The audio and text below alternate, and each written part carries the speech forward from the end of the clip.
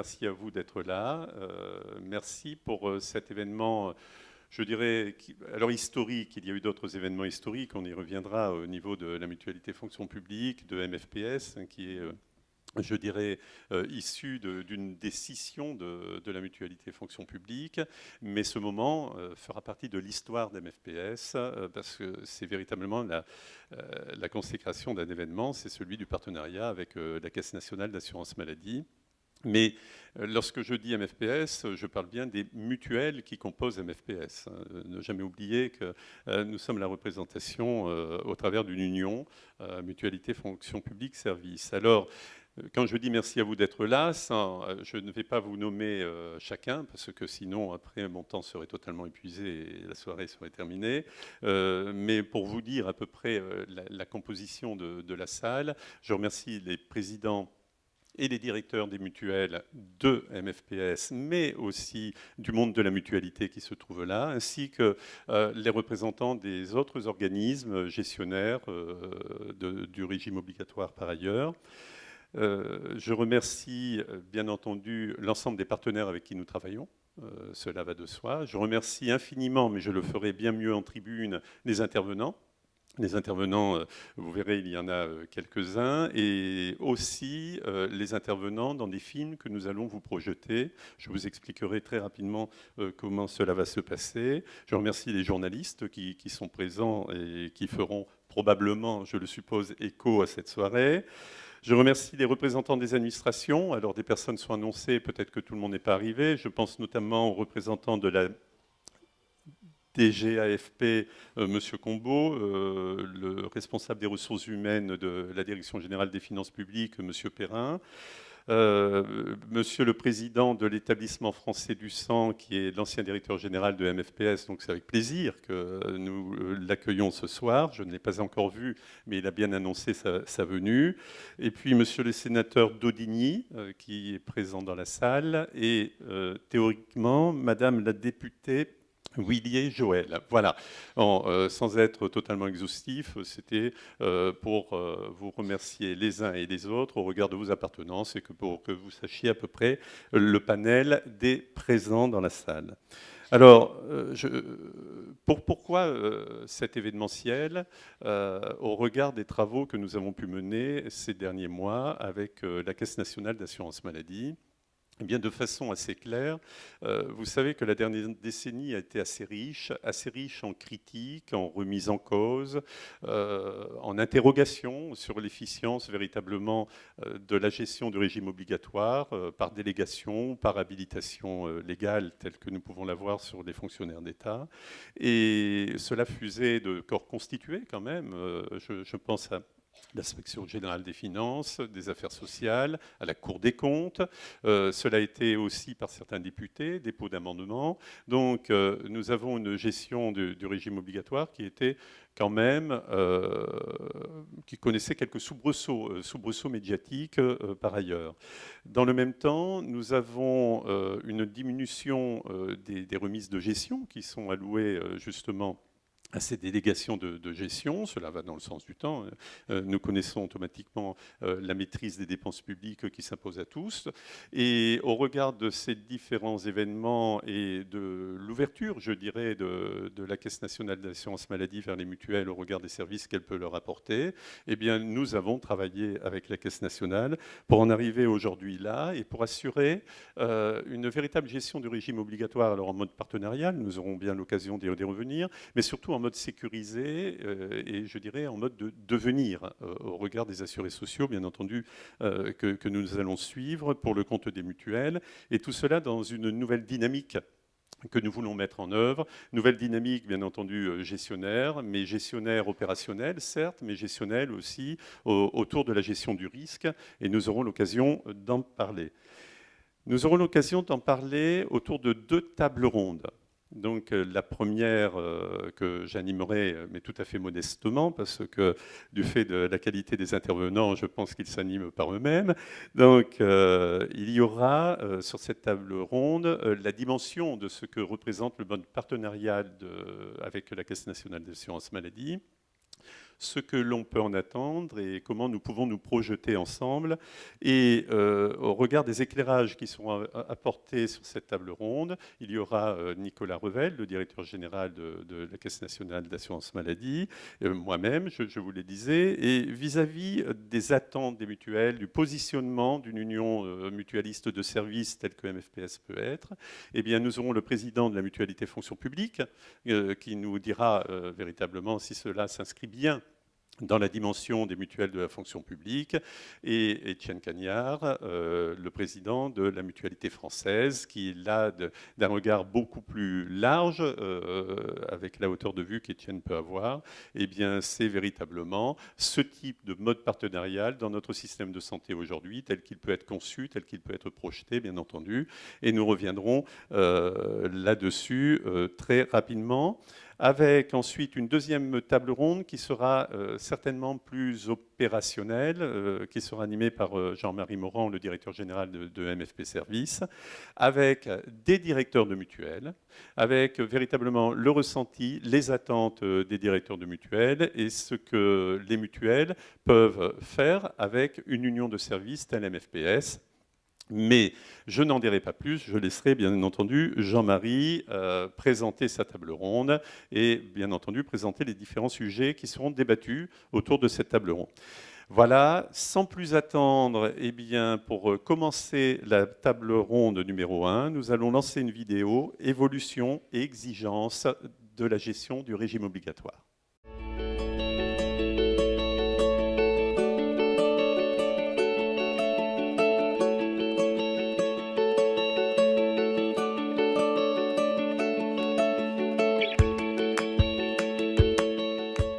La mutualité de la fonction publique est donc une vieille dame qui fête cette année ses 70 ans. La gestion du régime obligatoire a été l'élément clé qui a incité nos anciens à créer la mutualité de la fonction publique, ou plus exactement la FNMFAE à l'époque. C'était au moment où se créait la sécurité sociale. Les caisses primaires qui se mettaient en place n'avaient pas la possibilité de prendre en charge le régime obligatoire des fonctionnaires. Et donc, l'idée a été effectivement retenue de créer notre propre dispositif de gestion. Et les mutuelles de fonctionnaires se sont vues reconnaître à ce moment-là, en 1947, la possibilité juridique donc, de gérer le régime obligatoire des fonctionnaires d'État. La mutualité de la fonction publique a eu aussi comme gros sujet à aborder, c'était celle de la séparation des activités. Et à partir de là, à partir des années 2000, nous nous sommes lancés dans la création de structures dédiées pour pouvoir abriter les activités qui ne pouvaient plus être abritées ensemble au sein d'une même union. La plus grosse séparation qui a été faite, c'est celle entre la partie politique qui a été conservée par la mutualité de la fonction publique en tant qu'organe fédérateur et MFP Services qui, avec les outils dont elle disposait, a continué de gérer le régime obligatoire et le régime complémentaire, plus un certain nombre d'activités de services à côté, pour le compte des mutuelles qui étaient directement adhérentes à MFP Services. La gestion des établissements elle-même, comme l'Institut Mutualiste Montsouris, comme le centre de la Gabrielle, centre de handicap, ont fait l'objet également d'une séparation et de la création d'une nouvelle union qui s'appelle MFPAS. Donc voilà, on avait un univers de structures dans la communauté des mutuelles de fonctionnaires. Est-ce qu'aujourd'hui, en 2015, il est important pour les mutuelles d'avoir cette gestion ? La réponse, pour moi, elle est évidemment oui, pour plusieurs raisons. La première, déjà, c'est que nos assurés sociaux, fonctionnaires, ont, au travers de leur mutuelle, un guichet unique où ils trouvent le régime obligatoire, le régime complémentaire, plus tout ce que les mutuelles apportent en termes de services, d'action sociale, etc. Mais il y a d'autres avantages, en particulier celui de pouvoir avoir une vision globale sur les problématiques de santé des populations qui sont couvertes par les mutuelles. Les mutuelles sont très très bien placées, compte tenu de leur gestion à la fois régime obligatoire et complémentaire santé, pour avoir une vision globale sur cet état de santé et participer utilement aux politiques de prévention et de gestion du risque santé. Pour l'avenir, il est particulièrement important que les mutuelles de fonctionnaires puissent, d'une manière ou d'une autre, rester regroupées au sein d'un ensemble qui porte les valeurs qui ont toujours animé les mutuelles de fonctionnaires depuis l'origine. Les valeurs, je les rappelle, hein, essentiellement la solidarité, la responsabilité, mais organiser des systèmes de solidarité dans des périmètres professionnels, c'est vraiment la vocation des mutuelles de fonctionnaires. Donc il est important que cette dimension-là de solidarité professionnelle continue d'exister, et le meilleur moyen que cette distinction puisse continuer d'exister, c'est que les mutuelles restent regroupées.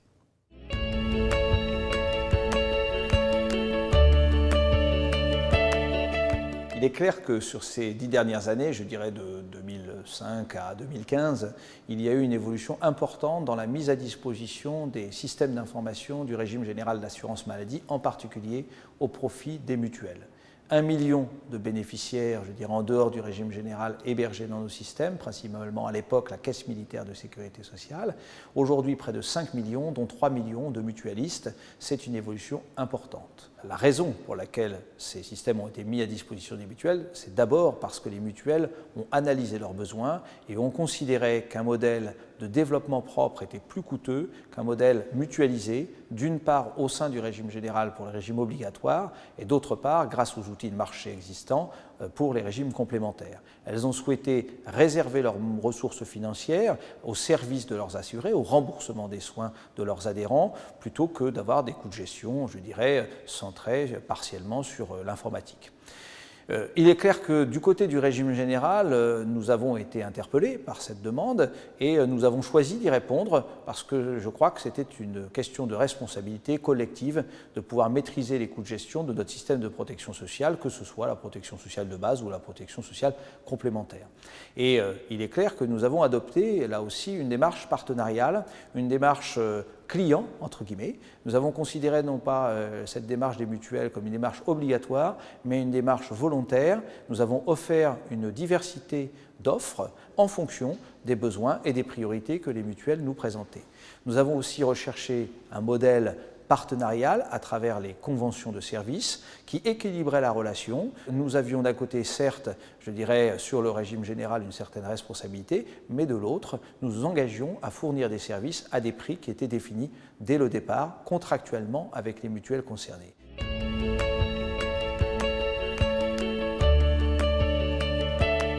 Alors c'est une belle opération, je crois que nous avons réalisée avec les mutuelles et notamment les mutuelles de la fonction publique. Je crois que c'est une opération qui a montré la capacité de la Caisse nationale d'assurance maladie, des autres régimes obligatoires et puis des mutuelles de la fonction publique, mais aussi d'autres mutuelles, à partager le même enjeu, c'est-à-dire servir l'intérêt général, que nous nous occupions de la protection sociale de base ou de la protection sociale complémentaire. À la fin, c'était de réserver l'ensemble des moyens dédiés, je dirais, à la couverture sociale des adhérents ou des assurés. Et je crois que cette opération est effectivement une belle réussite.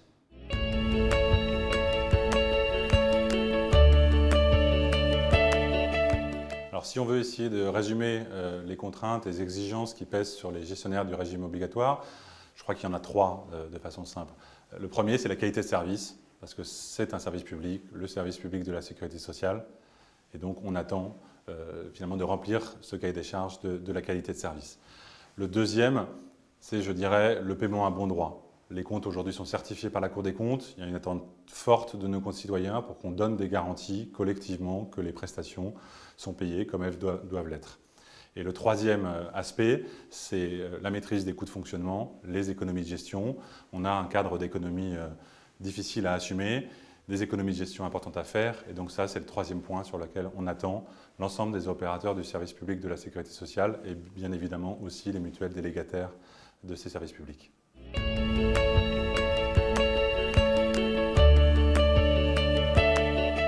Alors si on regarde quelles sont les bonnes méthodes pour pouvoir finalement répondre un peu au cahier des charges qui est demandé aux différents régimes obligatoires et notamment aux mutuelles délégataires, c'est vrai que partir d'une idée simple, ça veut dire partager les coûts, mutualiser.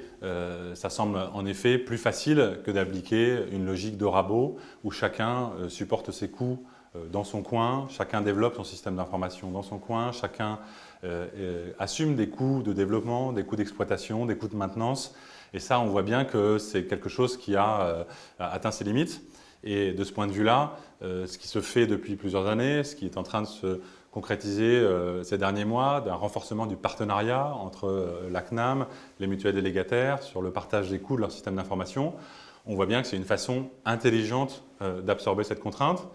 Ça n'enlève rien à l'identité des différents gestionnaires. Voilà, en front office, comme on dit, les fonctionnaires continuent à avoir une mutuelle qui est leur vis-à-vis, mais derrière, en back-office, on partage des coûts. Et ça, je crois que c'est une forme d'accord gagnant-gagnant, comme on dit parfois, mais en l'espèce qui trouve à s'appliquer. Et de ce point de vue-là, tout ce qui peut tourner autour du partage des outils de système d'information, du développement de l'infogérance, ça, du côté de la direction de la sécurité sociale, nous y sommes très favorables. Nous laissons les acteurs finalement libres de trouver les bonnes formules, les bons accords, dans un cadre qui est fixé au niveau global, mais on voit bien que c'est un cadre adapté et derrière lequel des solutions innovantes peuvent se déployer.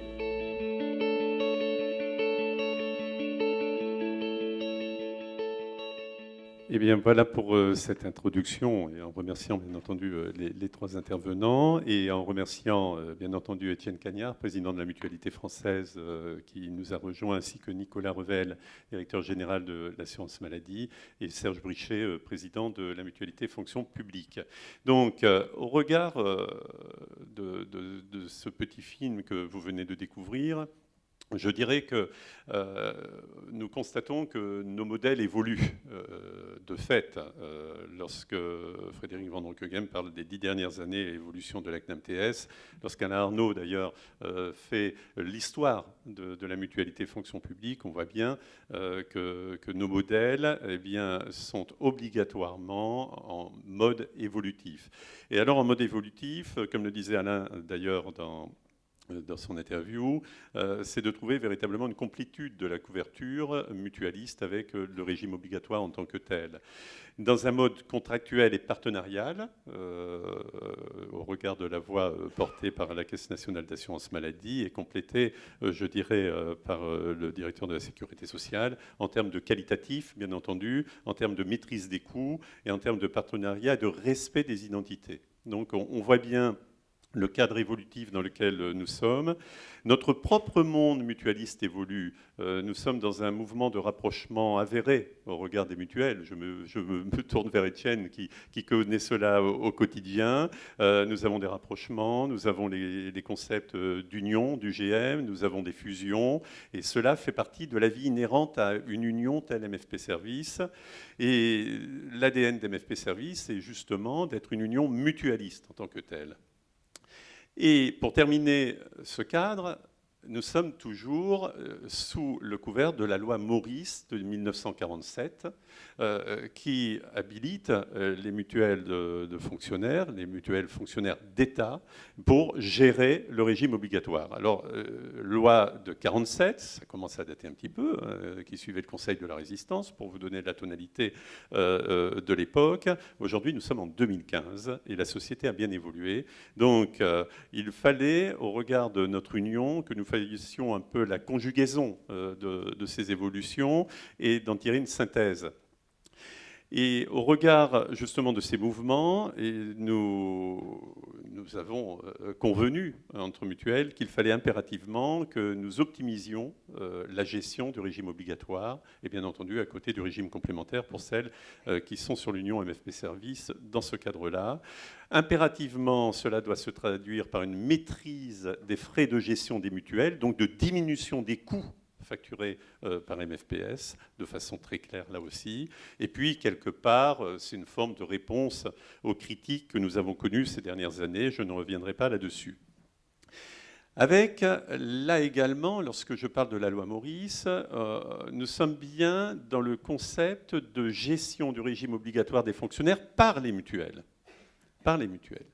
Donc, dans la construction que nous faisons avec le partenariat de la Caisse nationale d'assurance maladie, c'est de rendre le terme front office, c'est-à-dire le contact avec l'assuré, a été utilisé dans la vidéo, eh bien, c'est de rendre ce contact aux mutuelles, auprès des assurés sociaux, et auprès, je dirais, de l'administration, auprès de leur champ naturel. C'est le concept de marque blanche que nous développons vis-à-vis de ce nouveau mode partenarial et de cette plateforme de services.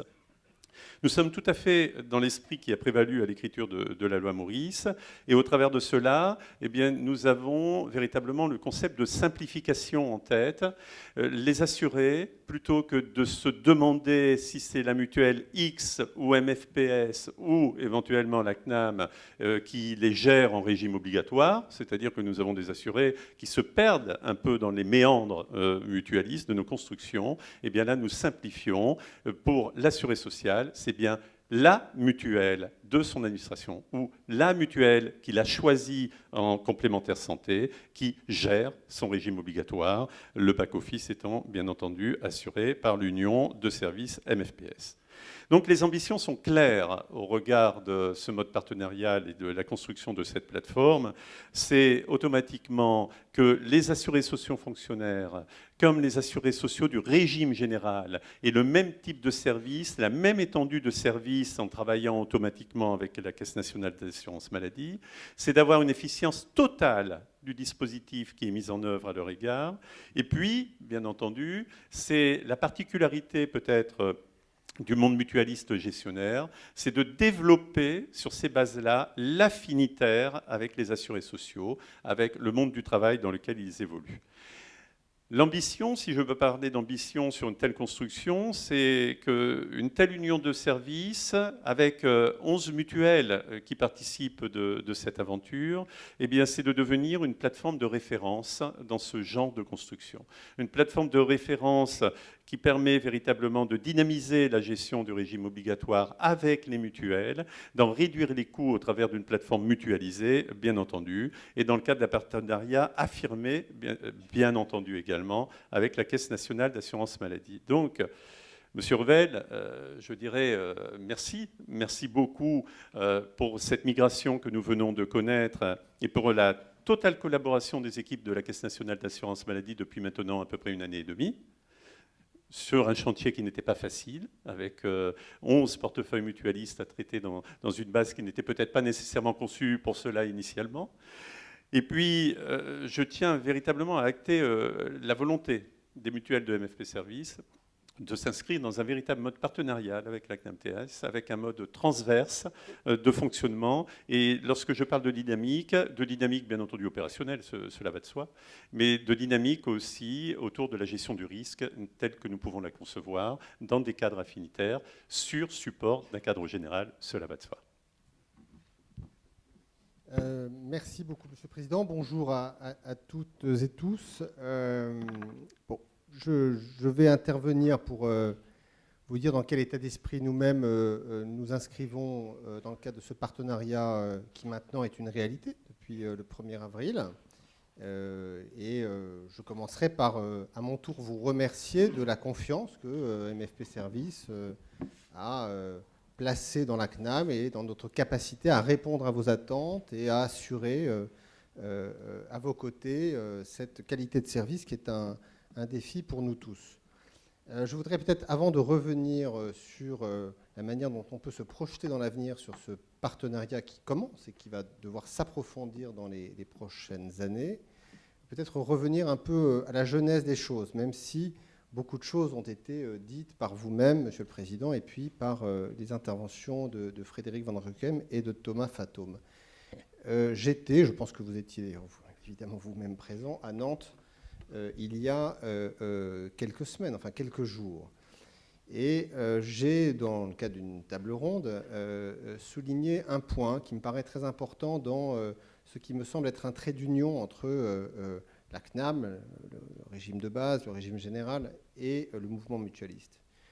C'est évidemment des valeurs, je l'ai dit, que nous partageons, mais c'est aussi, j'y avais fait allusion, une mission aussi que nous avons en commun, c'est que nous gérons ensemble, et de plus en plus ensemble, des régimes obligatoires.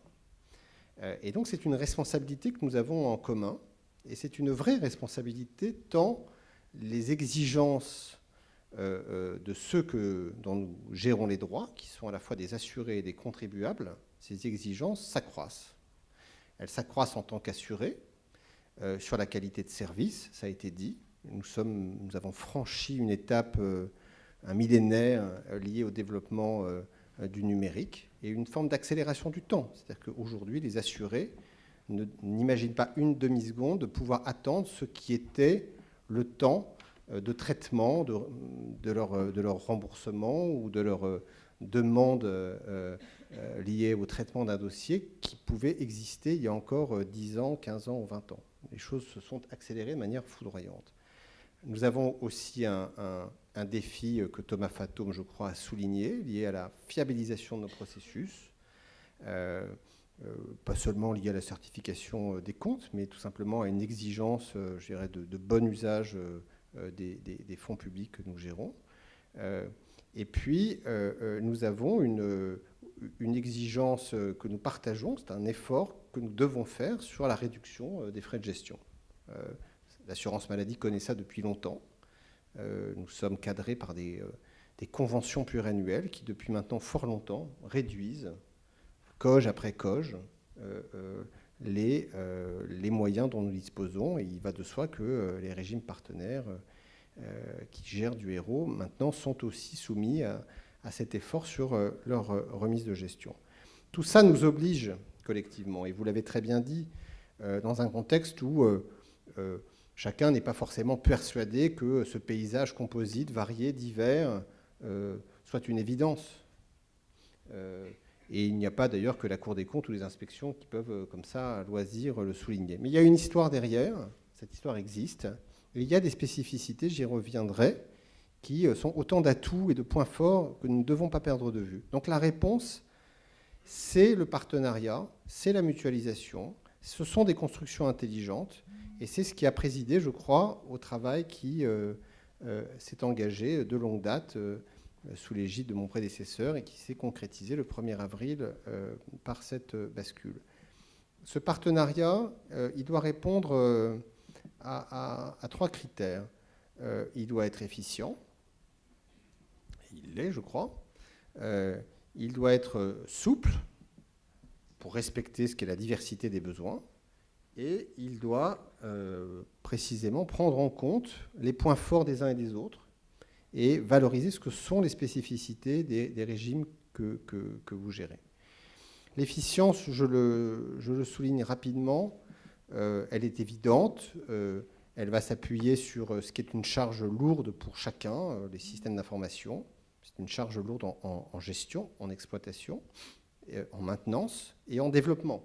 Parce que, comme je l'ai dit, nous avons devant nous des marches à franchir sur la performance des services que nous déployons.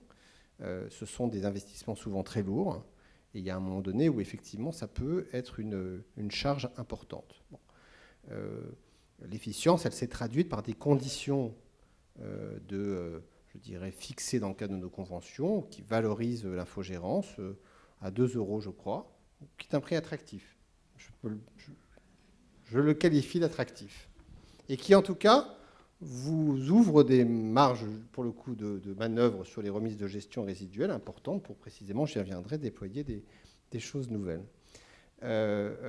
J'insiste maintenant sur la souplesse. Il n'y a pas un modèle unique. Le choix qui a été fait ici, c'est celui de l'infogérance. Il a beaucoup de sens. Il y a évidemment parfois des situations qui peuvent justifier d'aller un petit peu plus loin ou de ne pas aller vers l'infogérance du tout. Tout dépend évidemment de la volonté des acteurs. Parfois, cela peut aussi dépendre de la situation des mutuelles gestionnaires de régime obligatoire. Nous travaillons en ce moment sur le cas de la LMDE, puisque Mme Cosien est dans la salle, je me permets de mentionner ce cas, où il nous a semblé en effet que là, pour ce cas particulier, la situation du service rendu justifiait que nous allions plus loin que de l'infogérance, parce qu'il y avait un enjeu de restauration de la qualité qui devait aboutir à ce que le périmètre de l'adossement soit plus large que la simple infogérance. Mais encore une fois, je pense qu'il est très important de poser ce principe, je dirais, de modulation et de souplesse. Voilà. Donc ça, c'est la souplesse. Et après, j'insiste sur les spécificités. Parce que ce qui marche bien, c'est de s'appuyer sur les points forts des uns et des autres. Voilà. Je pense que la CNAM apporte ce point fort qui est la maîtrise d'un système d'information performant, qui se modernise de manière constante. Et c'est un point fort. Je pense que nous avons aussi des points forts sur lesquels nous pourrons travailler, sur la gestion du risque, ou sur des services en santé, sur lesquels il y a des choses sur lesquelles vous pouvez venir dans des services qui existent.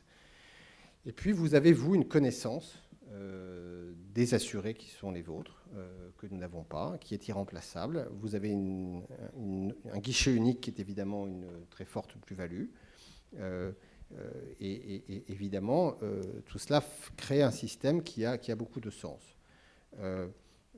Donc, alors je fais juste un point sur le front office. Il y a quand même un petit point dont je me félicite à titre très personnel, malgré tout dans le partage des rôles, c'est que quand on est chez MFP Service, on peut ouvrir un compte Amélie. Je m'en félicite parce que je suis à MFP Service.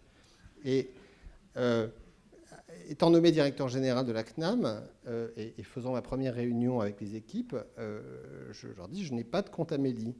Et ils me regardent d'un air bizarre et je leur dis, oui, mais je ne peux pas ouvrir de compte Amélie.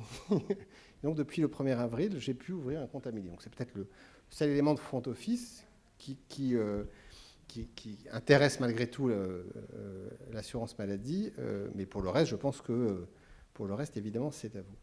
Voilà, je terminerai juste pour à la fois donc évidemment vous remercier de vos remerciements, vous remercier comme je l'ai fait à mon tour, remercier les équipes aussi de la CNAM qui ont beaucoup travaillé, qui je crois ont bien travaillé, et vous dire que au-delà de cette réunion d'aujourd'hui, au-delà du franchissement de ce cap du 1er avril, qui, je touche du bois, enfin il n'y en a pas, mais se passe plutôt bien. Je pense que ce qui est important ensuite, c'est de se projeter dans l'avenir. Un partenariat, c'est un peu comme un mariage. Il y a des côtés positifs et des côtés négatifs. Il y aura donc des projets à mener. Et je pense que nous avons des projets à mener ensemble. Il y aura des efforts aussi à faire que nous devrons partager parce que là encore, j'y faisais une douce allusion. Les remises de gestion sont ce qu'elles sont, mais elles continueront, n'en soyez pas surpris, d'évoluer et dans le sens que vous devinez. Voilà. Donc il faudra que chacun fasse un effort.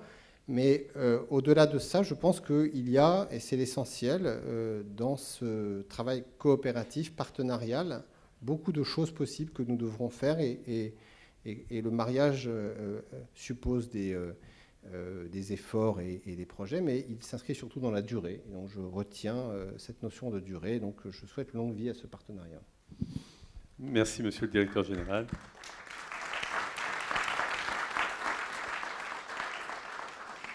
Alors, Serge Brichet, président de la Mutualité Fonction Publique, nous avons quelque chose en commun.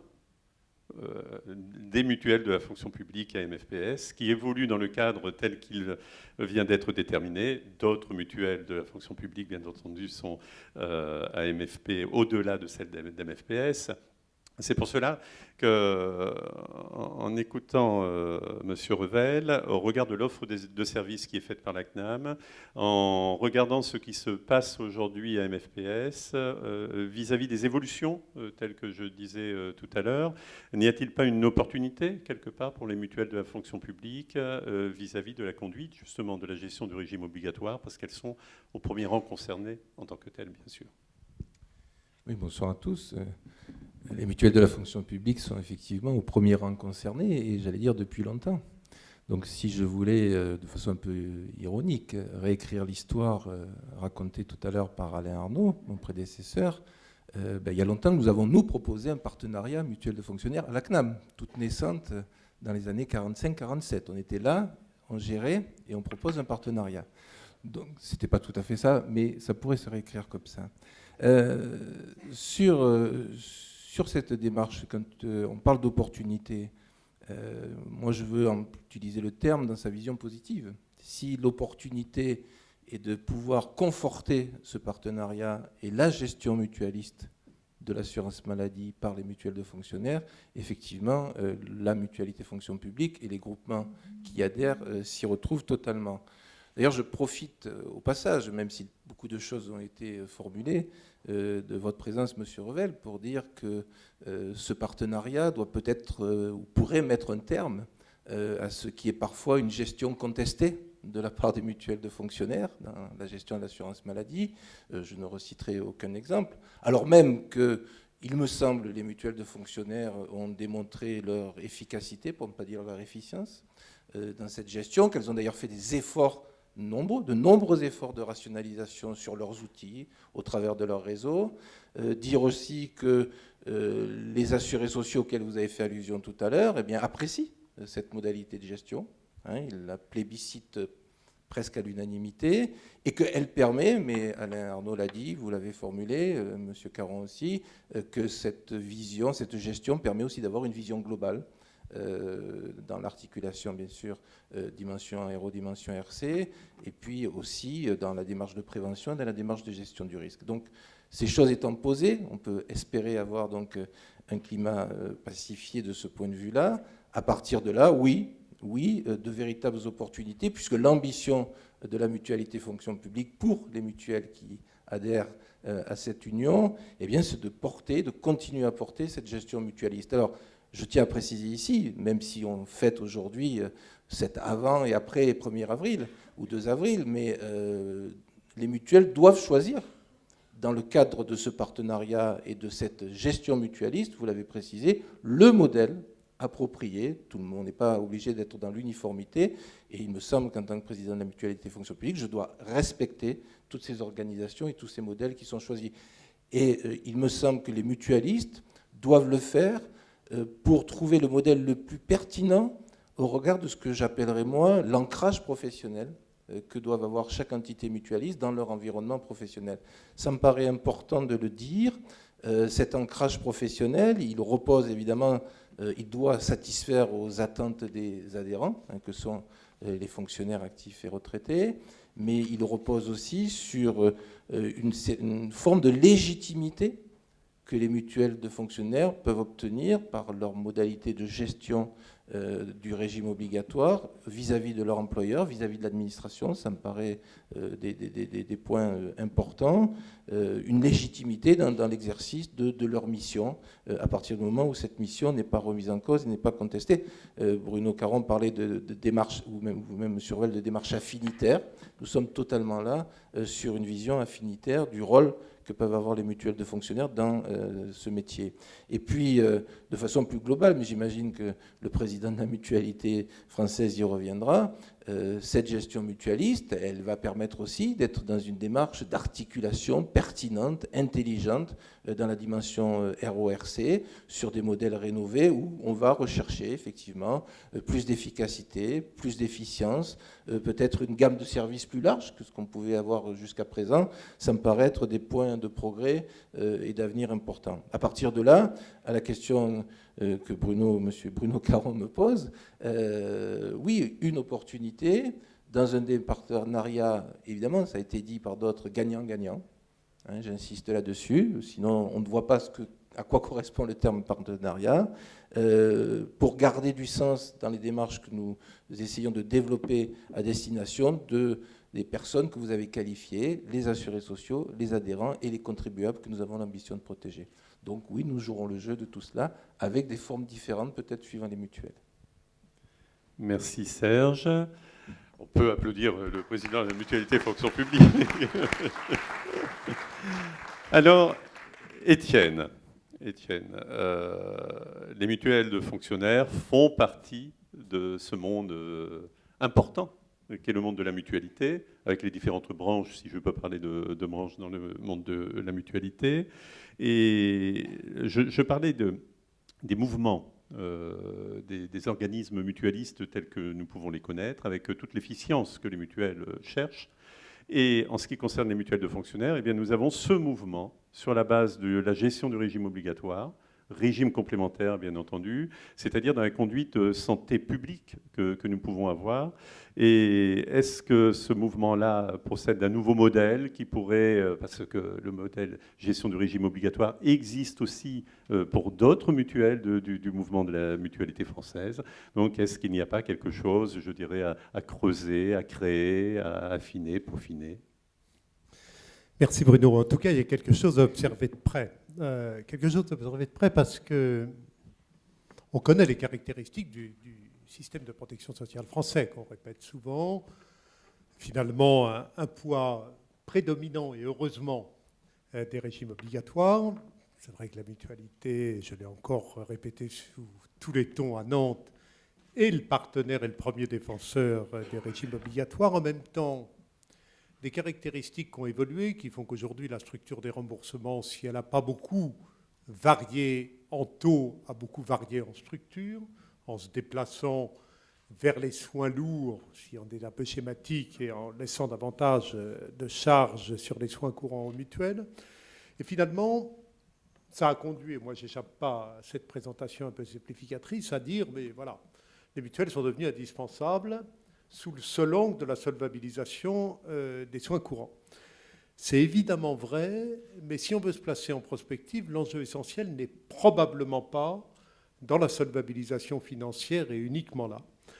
Quand on voit bien qu'elle va être demain un paysage de la protection sociale assez bouleversé par la chronicisation des pathologies, par le vieillissement, on le répète sur tous les tons, on va passer d'un système dans lequel la solvabilisation financière était la réponse quasi exclusive aux besoins, à un système dans lequel l'accompagnement et le service va devenir absolument majeur. Et c'est vrai pour les régimes obligatoires d'ailleurs, comme pour les régimes complémentaires. C'est-à-dire une vision d'accompagnement, une vision qui n'est plus exclusivement une vision consumériste et de solvabilisation financière. Si je dis ça, c'est parce que ça entraîne une conséquence sur laquelle on n'insiste pas suffisamment souvent. Pardon. C'est tout simplement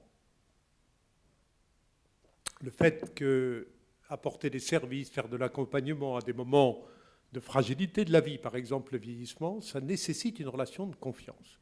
Un mot, puisque Nicolas a fait référence à Nantes, au sondage qu'on a fait faire pour notre congrès, qui a révélé une chose que je me plais à rappeler devant vous, c'est que quand on a posé la question de la confiance des assurés sociaux dans les acteurs, le premier, l'assurance maladie obligatoire, 77%. Le deuxième, les mutuelles, 72%. Les assureurs à but lucratif sont à 35%.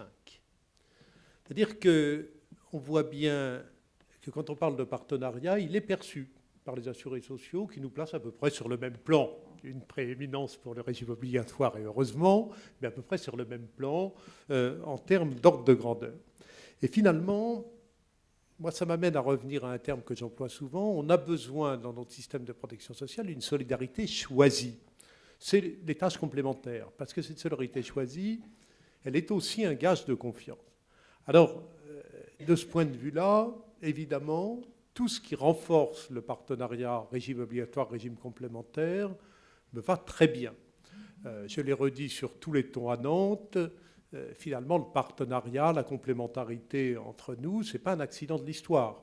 Ça fait partie intégrante de la protection sociale depuis qu'elle est bâtie sur le modèle de 1945 et la loi Meurice. Alors, il n'y a plus de contemporains de la loi Meurice à cette tribune, il n'y en a plus beaucoup dans la salle, il y en a quelques-uns, mais on est tous effectivement très marqués par cette construction et par ces références au passé. Alors la question qui se pose, et je vais aller très vite pour essayer d'apporter des éléments de réponse, c'est si le partenariat RORC va de soi, est-ce que, et je pense que la question mérite d'être posée, la délégation de gestion du régime obligatoire à des mutuelles est aussi naturelle. Pardon de poser la question aussi brutalement, mais je pense qu'effectivement, si on veut nourrir le partenariat, il faut poser ces questions. En gros, Si je résume cette histoire en 3 étapes. Première étape, que je vais appeler l'âge d'or, celui dans lequel, finalement, il y avait une délégation de gestion administrative avec un vrai avantage concurrentiel pour les mutuelles de fonctionnaires, concomitance des remboursements, avec une productivité plutôt meilleure dans les mutuelles que dans les régimes obligatoires à l'époque, pour un certain nombre de raisons qui ne sont pas des raisons qui amènent à critiquer les régimes obligatoires, bien au contraire, qui fait que les remises de gestion étaient finalement assez confortables et la situation arrangeait tout le monde, l'assurance maladie, les mutuelles. Une deuxième période qui a été une période d'interrogation sur la valeur ajoutée de la gestion du RO par les mutuelles, au moment où on a été rattrapé par les gains de productivité, où les tensions sur les remises de gestion se sont faites de plus en plus fortes et où l'avantage concurrentiel qui était par exemple le remboursement concomitant des prestations a disparu et que finalement ce seul avantage administratif s'est banalisé. Aujourd'hui, on ouvre une troisième période à mes yeux, c'est-à-dire qu'on ouvre une période qui est un petit peu la phase de la maturité de ce partenariat. C'est-à-dire qu'on a observé, et ça a très bien été dit par Bruno, par Nicolas également, il y a aujourd'hui une prise de conscience qu'on peut partager les outils. Ça a été dit aussi par Thomas Fatome de façon extrêmement claire. C'est-à-dire qu'on n'est ni dans le modèle de délégation de gestion historique, qui était presque un modèle concurrentiel, où chacun défendait ses territoires. On n'est pas non plus dans un modèle de délégation de gestion un petit peu artificiel, un petit peu fictif, où il n'y a que le front office, mais aucune valeur ajoutée. On est, je crois, dans un modèle qui se décide, qui est un véritable modèle partenariat, finalement, avec, comme l'a dit Nicolas Revel, la souplesse nécessaire à un tel système et en même temps la mise en évidence de la valeur ajoutée ou de l'avantage que peut apporter chacun des partenaires. Et là-dessus, moi je répète souvent, ça vaut dans le partenariat entre le RO et les mutuelles, ça vaut dans les relations entre les mutuelles et leurs fédérations. Il y a un sujet qui est essentiel pour les mutuelles, c'est qu'on ne touche pas à leur cœur de métier, qui est leur relation avec l'adhérent. Et ça me paraît effectivement un élément important parce qu'il est totalement respecté dans ce type de partenariat. Donc on a finalement, et moi je regarde de la fédération ce nouveau partenariat avec beaucoup d'intérêt, parce que qu'est-ce qu'il fait? Il permet, je viens de le dire, un partenariat équilibré, voilà, avec notamment une intégration des fonctionnaires dans les programmes de santé publique de la CNAM. Et je trouve que c'est effectivement un élément positif pour les programmes eux-mêmes et pour les fonctionnaires, évidemment. Le respect aussi des modèles affinitaires. Serge en a beaucoup parlé, et on voit bien que ces modèles affinitaires, ce n'est pas pour préserver une identité qui nous distinguerait des autres, les fonctionnaires, puisque j'en suis un, mais c'est tout simplement parce que ce modèle affinitaire permet, à partir de besoins spécifiques, d'enquêtes, à partir d'un nombre d'éléments, de proposer des services adaptés. C'est-à-dire qu'on voit bien que les modèles d'organisation de la protection sociale complémentaire, moi, je n'ai pas de dogme sur les bons modèles, j'ai une grille de lecture, tous les modèles sont acceptables s'ils permettent d'apporter un service supplémentaire, une valeur ajoutée au système. Les contrats collectifs, qu'on critique beaucoup dans la fonction publique, et à juste titre pour des questions de cohérence, ont aussi un intérêt, c'est de permettre d'intégrer des éléments spécifiques à une entreprise ou à une branche dans la protection sociale qui peut être apportée. On ne peut pas tenir ce discours pour les contrats collectifs et l'oublier pour la fonction publique. Donc on est exactement dans cette situation où on peut effectivement avancer. Donc bon, voilà les quelques remarques très simples que je voulais faire.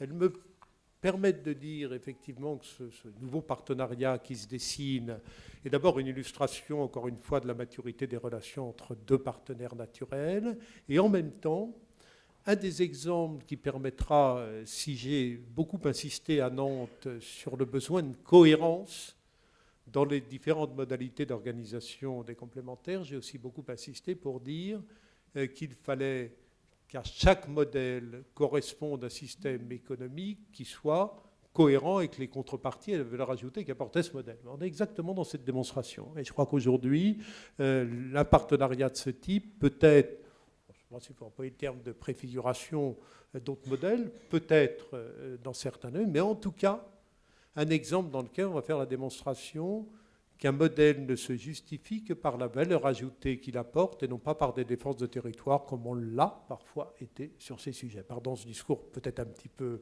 trop franc, mais qui me paraît effectivement permettre d'éclairer d'un regard un petit peu nouveau le type de partenariat qui se dessine. Merci Étienne.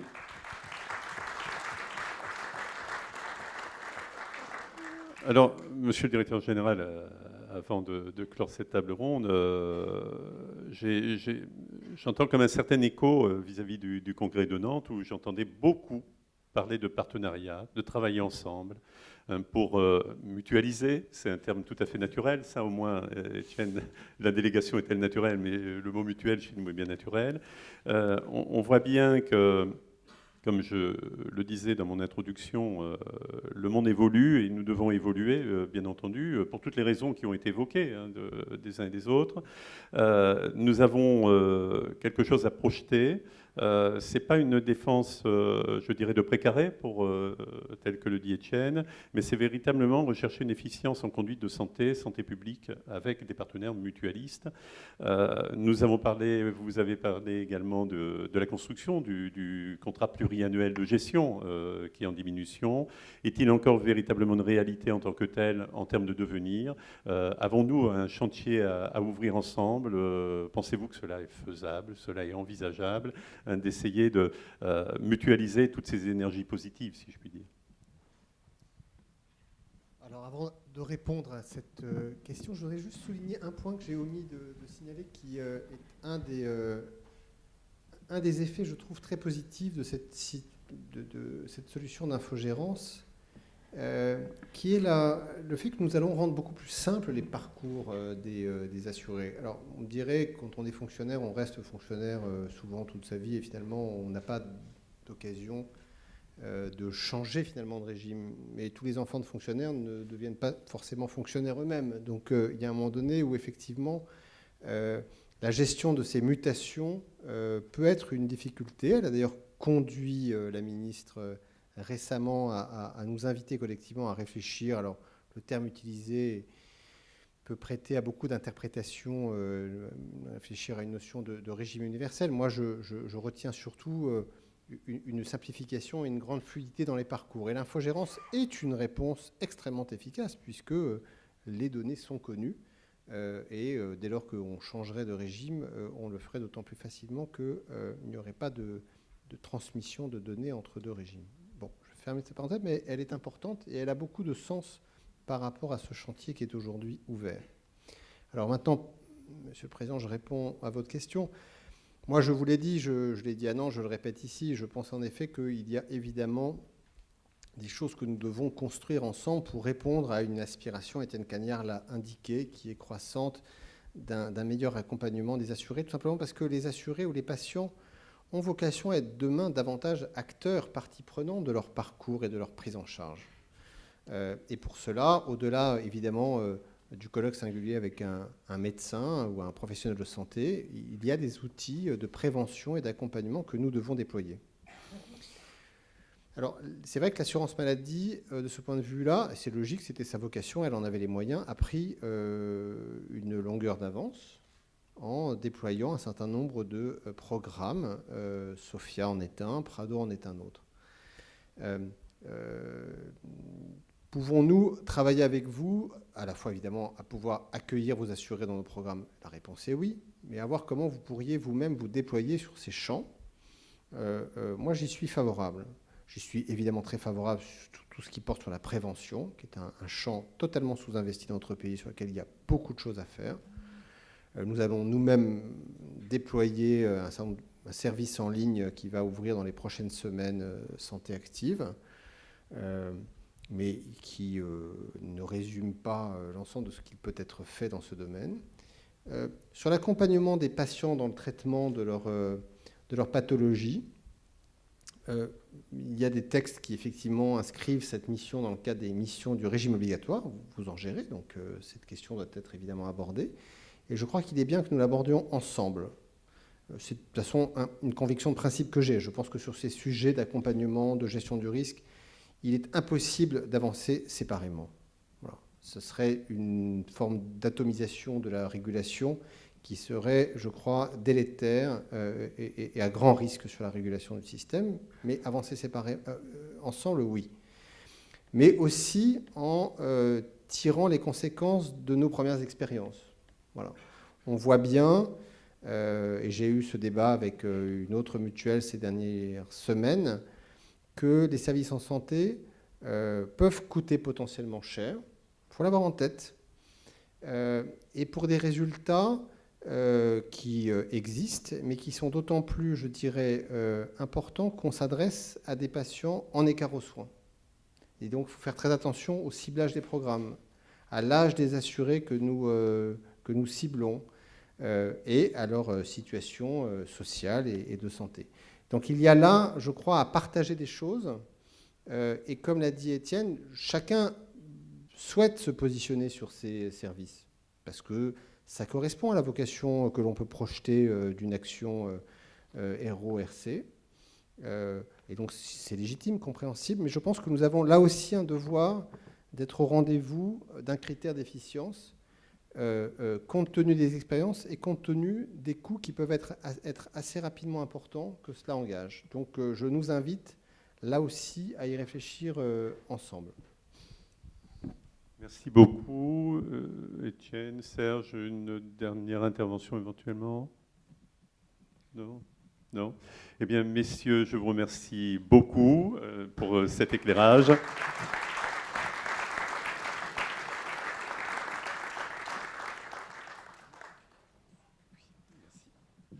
Et puis, j'invite Jean-Marie Morand, le directeur général de MFP Services, de monter à la tribune pour animer, présenter dans un premier temps, bien entendu, la deuxième table ronde. Deuxième table ronde qui sera, bien entendu, voilà, il faut rester agile en étant président de l'Union, qui sera composée de collègues directeurs des mutuelles qui font MFP Services. À toi, Jean-Marie. Merci Bruno, bonjour à toutes et à tous. Donc, nous avons souhaité avec le président faire un petit peu de pratique. Et pour faire cet exercice, j'ai le plaisir d'accueillir à cette table ronde Marianne de Cidrac, la directrice de la gestion et de la relation adhérent de LMG, la Mutuelle Générale. La vision CNAM, avec donc Philippe Rouet, le responsable de la MARP. Donc la MARP, c'est la mission d'assistance pour les régimes délégués. Si je m'en rappelle bien, ce sont nos interlocuteurs privilégiés au sein de la CNAM. Joëlle Nabé, la directrice de la relation adhérent de la MGFI, la Mutuelle Générale de l'économie, des finances et de l'industrie. Et Bertrand Joignot, le directeur général de la MGAS, la Mutuelle Générale des Affaires Sociales. Donc merci de me rejoindre sur cette table ronde. L'objectif, c'est effectivement de commencer un petit peu à partager la réalité de l'infogérance et la réalité de la gestion du régime obligatoire sur les outils de la CNAM-TS. Donc c'est une réalité depuis quelques années. Donc j'en profite pour saluer la mutuelle qui a été précurseur en ce domaine, qui est donc la MNH, qui je crois est représentée dans tous les cas. Vous verrez une vidéo du président de la MNH. Marianne de Cidrac, donc vous allez fêter dans peu de temps, sinon vous l'avez déjà fait, une année de fonctionnement avec le système de la CNAM-TS. Donc nous sommes tout oui. Oui, alors effectivement, nous avons migré. Alors j'ai peut-être quand même précisé, je ne sais pas si tout le monde sait que nous sommes la Mutuelle Générale, l'ancienne mutuelle MG-PTT. Donc nous gérons les fonctionnaires actifs et retraités en régime obligatoire des groupes Orange et La Poste. Et donc nous avons en préambule une préoccupation un peu particulière, c'est que nous gérons un portefeuille fermé, puisque comme vous le savez, ces deux groupes ne recrutent plus de fonctionnaires. Donc nous avons, alors je vais peut-être revenir sur notre choix à l'origine, parce qu'évidemment la bascule a eu lieu il y a 1 an, en juin 2014, mais ce projet a été préparé longuement avant cette date. Alors nous avions évidemment quelques alternatives au moment de ce choix, mais c'est vrai que pour différentes raisons, le choix était relativement évident. Alors, la première raison, c'est, comme l'a souligné Monsieur Revel, le coût de la solution, qui certes pouvait sembler avantageux. Alors, le danger, après, si je peux me permettre, serait que nous en ayons pour notre argent. Parce que je pense que, bon, il faut c'est sûr qu'on n'est pas, comment dire, un partenaire, même si on n'est pas un partenaire, j'imagine... qui n'est pas considéré par la CNAM. D'ailleurs, c'est absolument pas le cas, je tiens à le dire. Mais nous avons migré 640 000 bénéficiaires. Donc il est évident qu'au regard de la population globale qui est gérée par la CNAM, nos attentes ne peuvent pas toujours, je dirais, obtenir de réponses positives, et c'est bien normal. Donc le coût, et puis bien évidemment la fiabilité de l'outil, et surtout son actualisation permanente. Car c'est vrai qu'aujourd'hui, ça tout le monde le constate, hein, la réglementation bouge beaucoup et de plus en plus rapidement. Et il est clair que dans le cas de figure que je viens de décrire, c'est-à-dire la gestion d'un portefeuille fermé, la question de l'investissement sur une solution propriétaire ou le partage même de coûts sur des solutions propriétaires nous semblait beaucoup trop important au regard des développements qui sont à faire de plus en plus régulièrement. Voilà, donc ce sont les 2 principales raisons qui nous ont conduits à faire ce choix. Alors il y a eu un énorme travail de préparation, et puis aussi, en 2014, pour des raisons de calendrier, je dirais malheureuses ou pas d'ailleurs, parce que la question se discute, nous avons vécu au même moment la bascule des systèmes d'information de gestion du régime obligatoire et la mise en place d'outils de gestion électronique des documents pour la totalité des documents papier entrants. On a fait tout ça en même temps. Donc, évidemment, le constat immédiat n'était pas totalement rose, hein. On imagine bien que de tels projets ne peuvent pas se faire sans douleur. Il faut quand même aussi rappeler que nos adhérents historiques sont très très attachés à la gestion de la sécurité sociale par la Mutuelle Générale. Alors, ils ne sont pas tous des adhérents de la première heure, mais on a quand même, nous, une moyenne d'âge de notre portefeuille relativement élevée, hein. Et donc, cette bascule sur un plan, j'ai presque envie de dire culturel, a aussi été un événement. Alors, il y a eu des changements, je dirais, concrets, hein, évidemment, 2 relevés de prestations, par exemple, 2 virements sur le compte bancaire, alors que précédemment, nous avions une gestion de type guichet unique, bien sûr, avec un seul versement, un seul décompte, etc. Donc ça, c'était la partie pas très agréable. Et puis, les opérations de migration relèvent évidemment toujours des cas de non-fiabilisation des données. On a beau les préparer en avance de phase, on a toujours des surprises, d'autant plus que la certification par l'ERNIAM maintenant des assurés sociaux est de plus en plus rigoureuse, et c'est tant mieux d'ailleurs, mais on a été évidemment confronté à ce type de problématique. Et puis, à l'inverse, il y a eu des services supplémentaires, des avancées indéniables, hein, et notamment Amélie.fr. Alors, c'est vrai qu'à titre personnel, c'est assez rigolo, parce que moi-même, évidemment, je suis gérée par une CEPAM.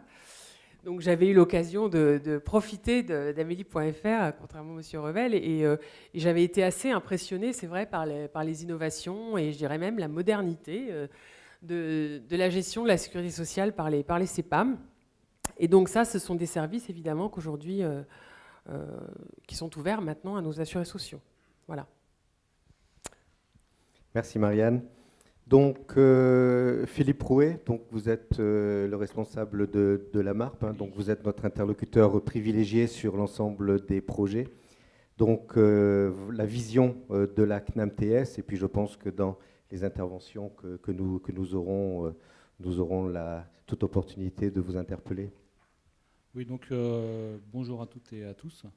Donc, je suis donc responsable de la mission d'accompagnement des régimes et mutuelles partenaires au sein de la CNAM. Et donc à ce titre, en charge de piloter donc, tous les projets d'infogérance, quel que soit le type de projet d'ailleurs. Donc là, on va parler que du type 2 puisque c'est le type qui nous intéresse. Et donc, comme l'a rappelé Marianne de Sinrac, les opérations de bascule, ben, ce n'est pas des opérations simples. Donc elle a cité 640 000 bénéficiaires pour la mutuelle générale.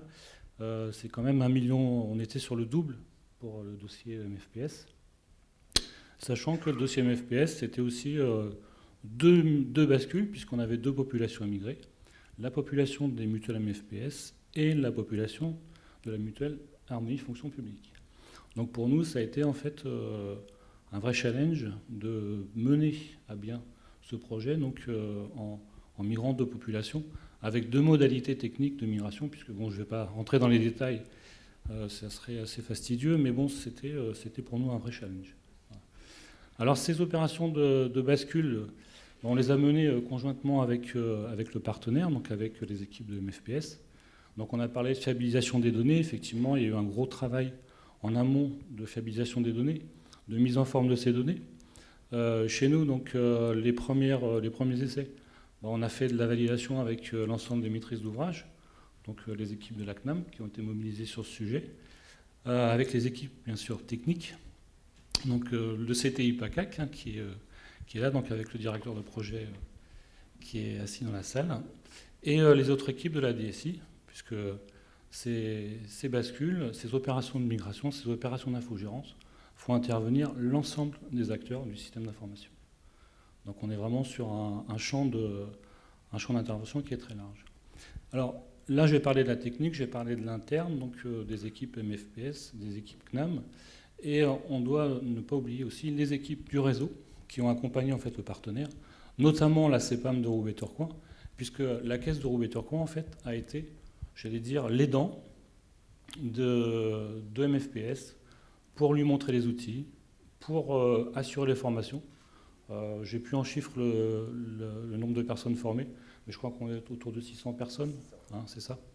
Voilà. Donc toutes ces opérations, en fait, découverte des outils, aide aux réponses fonctionnelles, puisque bon, quand on prend un nouveau système d'information, même si on connaît le métier, ben, on se pose des questions, puisqu'on a l'impression de repartir à zéro. Donc l'ensemble de ces réponses au niveau fonctionnel, c'est la CEPAM de Roubaix qui les a apportées aux équipes de MFPS. Et enfin, une dernière caisse qui est à remercier, c'est la CEPAM de Marseille, qui réalise en fait l'ensemble des opérations financières en lien avec MFPS. Donc quotidiennement, c'est elle qui assure le recomplètement de trésorerie de la mutuelle et donc qui permet donc, le paiement des prestations aux assurés et aux professionnels de santé. Alors, Marianne a déjà dit, hein, donc l'infogérance, qu'est-ce que ça permet donc, dans le cadre de ce partenariat qui est quand même particulier, puisqu'on l'a déjà dit, donc marque blanche, pour nous c'était en interne, marque blanche, on ne savait pas trop faire. Ce qu'on sait faire, c'est prendre un partenaire comme LMG et puis lui mettre, je vais dire, le logo qui va bien sur tout ce qu'on envoie à l'assuré. Ça c'est simple, enfin je vais dire c'est simple, ça fait partie de l'offre aujourd'hui. Par contre, faire une marque blanche et au sein d'un même partenaire, d'une même caisse, donc de MFPS, pouvoir en fait adresser des relevés de prestations avec des logos différents en fonction de l'appartenance à la bonne mutuelle de l'assuré, là pour nous c'était quand même une grosse évolution de notre système d'information. Et ce n'était pas gagné au début, je dois le dire, puisque en fait, ça a été l'objet de discussions assez âpres entre MFPS et puis nous. Donc on s'est arrangé, puisque la preuve, hein, c'est qu'on a réussi cette opération et cette bascule en mobilisant donc tous les acteurs de chacun des côtés. Voilà, alors qu'est-ce que permet donc l'infogérance? Bon, je vais pas redétailler, mais le principal intérêt de l'infogérance, bah, c'est d'avoir en fait quelque part une continuité de service donc, pour l'assuré. Donc l'assuré, quelque part, il est considéré comme un assuré lambda quand il va voir son professionnel de santé. Le professionnel de santé peut en fait mettre à jour le médecin traitant, consulter l'historique de remboursement de l'assuré. À la limite, il n'a pas besoin de savoir si il est assuré du régime général ou d'une mutuelle, puisqu'en fait, pour lui, nativement, il a les mêmes services. Ça, c'est la première chose, et c'est un point important, puisque ça permet en fait à un assuré d'avoir les mêmes services, les mêmes offres en fait qu'un assuré du régime général, et de ne pas être dévalorisé parce qu'il fait partie d'une mutuelle qui ne serait pas intégrée à l'ensemble des téléservices, notamment Espace Pro, qui est vraiment aujourd'hui qui monte en puissance, avec bientôt une facturation en ligne qui se dessine, enfin un certain nombre de services comme ça. Et je pense que Nicolas Revel l'a dit, le coût du SI pour monter sur ces services-là, c'est un coût qui est énorme. Et le fait de mutualiser, ça permet de réduire les coûts et d'offrir le même service à tout le monde. Après, l'autre offre par rapport à l'assuré, c'est effectivement toutes les offres du compte Amélie. Donc on a parlé du compte Amélie sur amélie.fr, mais il ne faut pas oublier aussi que maintenant on est sur une ère un peu plus numérique et qu'on a tous des smartphones. Et que même sur le smartphone, en application mobile et en natif, vous pouvez aussi consulter vos remboursements, pas éditer un relevé de prestation parce qu'effectivement sur le smartphone il n'y a pas d'imprimante, mais au moins commander une CEM et faire un certain nombre de services. Voilà, donc après sur la suite du partenariat, donc Nicolas Revel en a parlé aussi, vous en avez parlé. Donc c'est de monter en fait derrière sur tous les services en santé, monter sur les services de prévention, sur l'accompagnement des malades. On a cité Sophia, on a cité Prado, les différents services Prado, puisque Prado c'est pas que le retour à domicile pour les femmes enceintes, c'est aussi l'insuffisance cardiaque, c'est aussi l'orthopédie. Donc tous ces services, en fait, on va les offrir aux mutuelles qui sont aujourd'hui infogérées dans notre système. Voilà, je pense que je sais pas, j'ai pas tout dit parce que il y a beaucoup de choses à dire, mais je pense que j'en ai assez dit. J'ai entendu le terme offrir. Bon. Oui, offrir. Alors quand je dis offrir, effectivement, je dis bien offrir, puisqu'en fait on est sur une offre mutuelle. Donc mutuelle, vous êtes en fait en délégation de gestion du régime obligatoire, du régime général, et donc l'offre Prado et l'offre Sophia, pour nous, vous êtes considérés comme des assurés du régime général. Voilà. Merci. Tout simplement. Merci Philippe.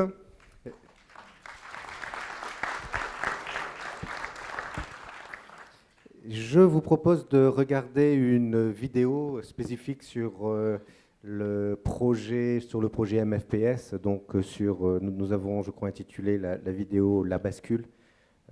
S'il vous plaît.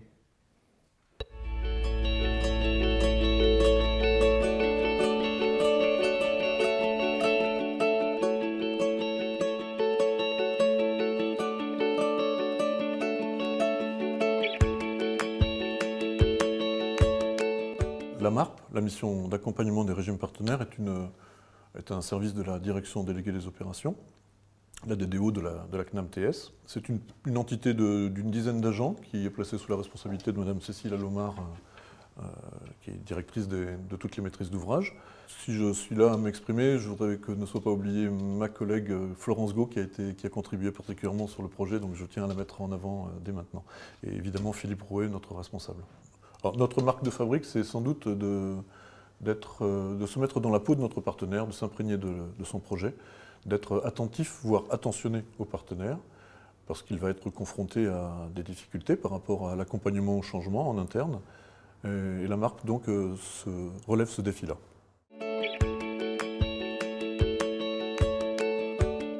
Le type 2, parmi les typologies d'infogérance qui sont proposées aux partenaires, c'est le fait que nous confions aux partenaires tous les outils de gestion du régime obligatoire, tant pour la partie gestion du bénéficiaire que pour la partie paiement des prestations, services et téléservices.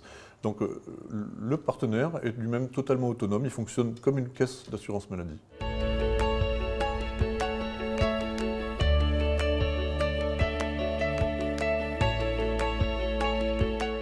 Le partenariat qui a été mené avec MFP Service est un partenariat que nous avons déjà mis en œuvre pour d'autres partenaires. La première particularité de ce dossier, c'est sa volumétrie. On avait repris 650 000 bénéficiaires l'année dernière pour un autre partenaire.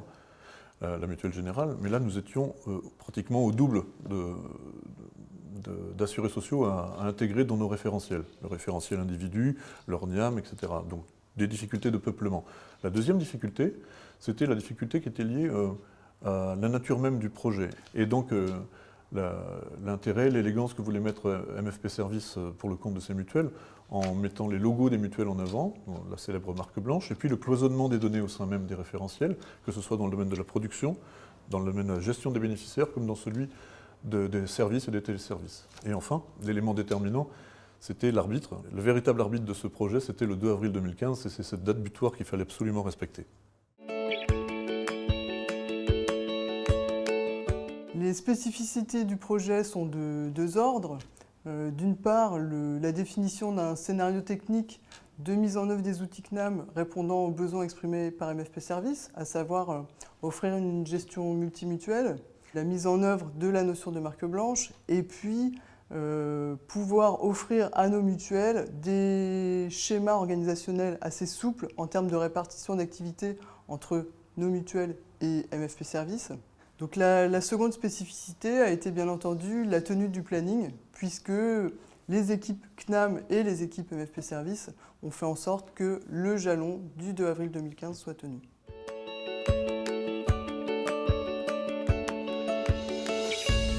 Ce projet, en quelques chiffres clés, ça représente 18 mois de travail. C'est à peu près 4500 jours hommes de charge, maîtrise d'œuvre et maîtrise d'ouvrage, sans compter tous les travaux menés sur la partie infrastructure. C'est une équipe projet de 6 à 10 personnes entre le début et la fin du projet, sans compter évidemment tous les gestionnaires qui ont pu contribuer aux phases de fiabilisation des données, et puis les personnes au siège et dans le réseau qui ont contribué à la conduite du changement, à la revue et à la définition des processus cibles. Voilà, donc un projet d'entreprise majeur.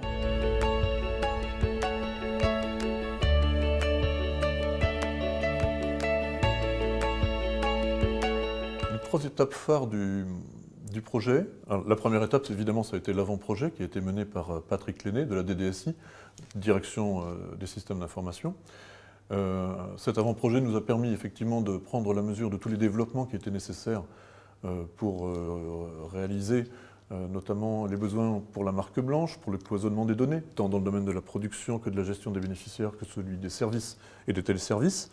Après cet avant-projet, évidemment, il a fallu déboucher sur une note de cadrage en janvier 2015. Et là, Stéphane Jalgras, bien entendu, qui avait travaillé avec Patrick Lenné sur l'avant-projet, a mis tout en œuvre pour créer un rétro-planning. Ce rétro-planning, il a dû s'imposer à nous pour que nous travaillions dans le respect de cette date du 2 avril jusqu'à cette phase ultime de la bascule qui est intervenue donc dans le dernier mois, le mois de mars 2015. Il a fallu un mois pour que justement cette bascule se mette en œuvre et que nous sachions tenir cette date du 2 avril 2015. Les chantiers les plus importants du projet ont été évidemment le chantier migration, puisqu'il a fallu migrer à peu près 1 200 000 bénéficiaires depuis l'ancien système dans la base de données du système d'information CNAM. Un chantier paramétrage conséquent. Évidemment, ce qu'on appelle la recette, c'est la vérification du bon fonctionnement de tous les traitements associés au chantier de paramétrage et de migration. Et puis évidemment, le chantier de conduite du changement, puisque c'est à peu près 600 personnes qu'il a fallu préparer au changement sur tous les aspects, mise en œuvre des modules de formation, des supports d'accompagnement, et puis de guides méthodologiques de façon à favoriser l'appropriation des outils par le réseau de gestion.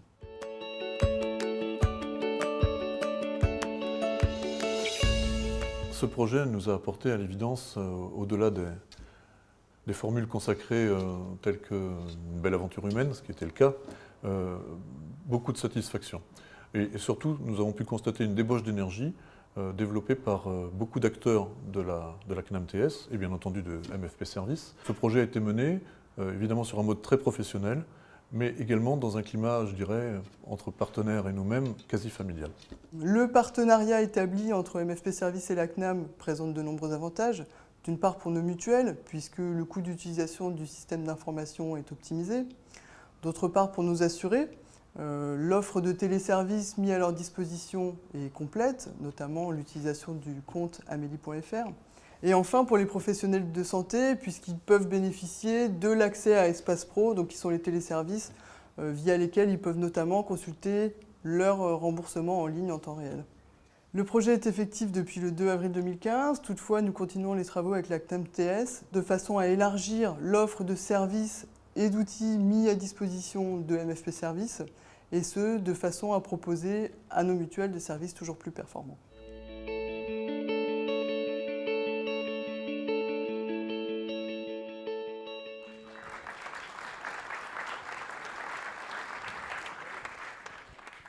Merci pour eux.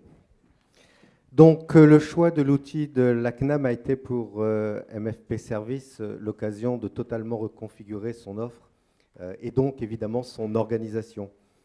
Le projet MFP Services a démarré en termes de déploiement en décembre de l'année dernière et donc s'est terminé plutôt fin avril de cette année avec évidemment comme point d'orgue la migration informatique sur l'outil de la CNAM. Migration qui d'ailleurs, je crois que cela a été évoqué dans le film, a duré pratiquement un mois en termes de reprise de données et en termes de déploiement des périmètres fonctionnels et également un mois pratiquement jusqu'à fin avril. En termes techniques, tous les intervenants l'ont dit, ce projet s'est globalement bien passé. Attention, énormément de travail d'anticipation. Marianne l'a évoqué sur les bases de données. Juste à titre d'information, pratiquement un quart de notre fichier, donc un quart des 1 200 000 bénéficiaires, ont été restructurés avant bascule dans la base pour garantir le meilleur fonctionnement.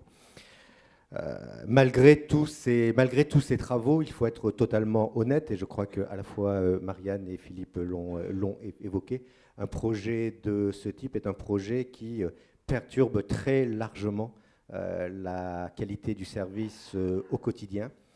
Et il est vrai que durant toute cette période, depuis janvier jusqu'à fin avril, nous avons eu à gérer une détérioration de la qualité du service vis-à-vis des assurés sociaux et des adhérents. Je pense que c'est un chemin obligatoire. Nous essayons d'en sortir très vite. Nous en sortons très vite. Et je pense que les 3 mois que nous nous étions donnés pour repasser en situation normalisée seront nécessaires, mais également devraient être suffisants.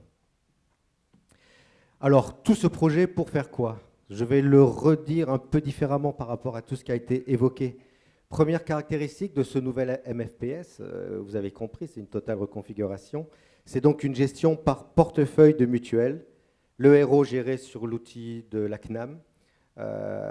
L'outil de la CNAM qui garantit la fiabilité, l'adéquation aux réglementaires, mais également l'équation économique. D'ailleurs, dans le film, nous avons souvent évoqué la contrainte du délai. Je crois que la négociation du CPG était également un élément qui nous amenait à pouvoir démarrer le plus vite possible sur l'outil de la CNAM. Et une gestion RC sur des outils de marché.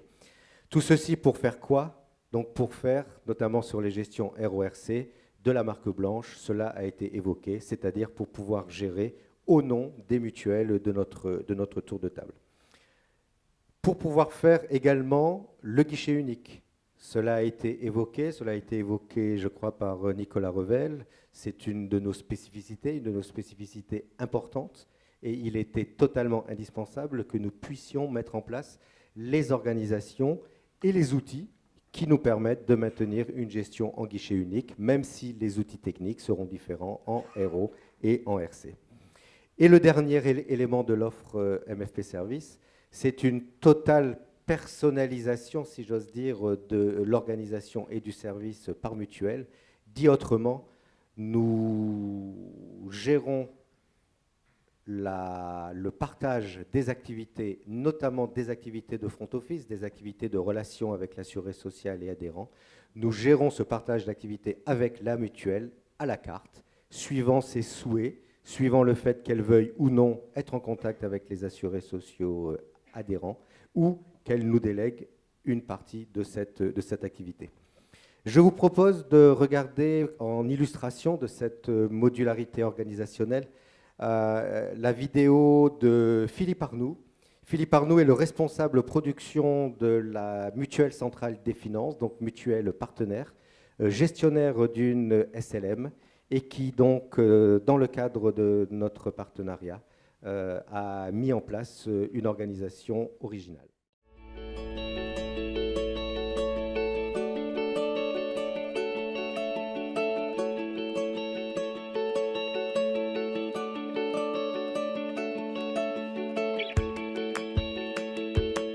Nous avons évolué vers les outils de la CNAM parce que les outils que nous utilisions jusqu'à fin 2014 commençaient à coûter très cher. La maintenance était très lourde et en plus, ils ne respectaient plus complètement la réglementation sécurité sociale. MFP Services, avec qui nous travaillons depuis 1986, nous a donc proposé de nous tourner vers les outils de la CNAM, qui étaient les outils économiquement les plus intéressants et surtout qui respectaient strictement la réglementation sécurité sociale, et là, nous n'avions aucun doute là-dessus.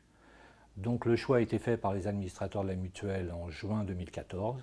Et ensuite, nous avons donc travaillé avec les équipes de MFP Services pour que la bascule qui était prévue au 2 avril de cette année tienne la route. Il était important pour nous de conserver la gestion des bénéficiaires, puisque depuis la création de la mutuelle, nous gérons un centre de sécurité sociale. Donc nous sommes en relation directe avec nos adhérents et nous voulions garder cette relation. Donc l'évolution vers les outils de la CNAM nous permettait non seulement de maintenir la section 523 qui gérait les adhérents d'Île-de-France depuis des années, mais également d'étendre ses compétences sur tout le territoire français. Toute cette opération a nécessité énormément de pédagogie auprès de nos adhérents. Cette pédagogie s'est faite bien entendu à travers la revue et tout un tas de mailings qui ont été effectués par MFP Services et par la mutuelle. Et puis bien entendu par l'accueil, c'est-à-dire que les agents et le personnel de la mutuelle ont eu à répondre à toutes les questions que posaient les adhérents sur ces nouvelles organisations, et ce qui a demandé énormément de temps et de patience aux agents pour répondre aux différentes questions qui leur étaient posées. Comme c'est MFP Services qui avait le droit d'usage des outils CNAM, il a fallu qu'on s'organise d'une manière un petit peu différente que par le passé. C'est-à-dire que sur la plateforme de Vincennes, il y a aujourd'hui 2 équipes bien distinctes. Une équipe qui s'occupe du front office, qui continuera d'être gérée par les personnels de la Mutuelle Centrale des Finances, et une équipe back office pour la liquidation et la mise à jour des fichiers, qui elle est gérée par 5 personnes anciennement de la Mutuelle Centrale des Finances et qui ont été mis à disposition de MFP Services. Et donc aujourd'hui, nous gérons sur le centre de Vincennes, tant sur le back office que sur le front office, l'ensemble de notre population. Ça fait 3 mois maintenant que nous utilisons les outils CNAM. Tout n'est pas encore parfait, mais ce qu'il faut noter, c'est que la bascule s'est passée proprement. On a eu très peu de rejets, c'est-à-dire que l'ensemble de nos assurés sociaux et adhérents ont bien été repris dans la base CNAM, ce qui était très important. Aujourd'hui, ça rentre progressivement dans l'ordre, et d'ici fin juillet, nous serons dans une vitesse de croisière tout à fait normale. 2015 aura donc été l'année de tous les changements pour la Mutuelle Centrale des Finances. D'une part parce que dès le 1er janvier, nous avons changé d'outil de gestion des prestations mutuelles, et ensuite parce que dès le 2 avril, nous avons récupéré l'outil CNAM pour la gestion de tout ce qui est régime obligatoire.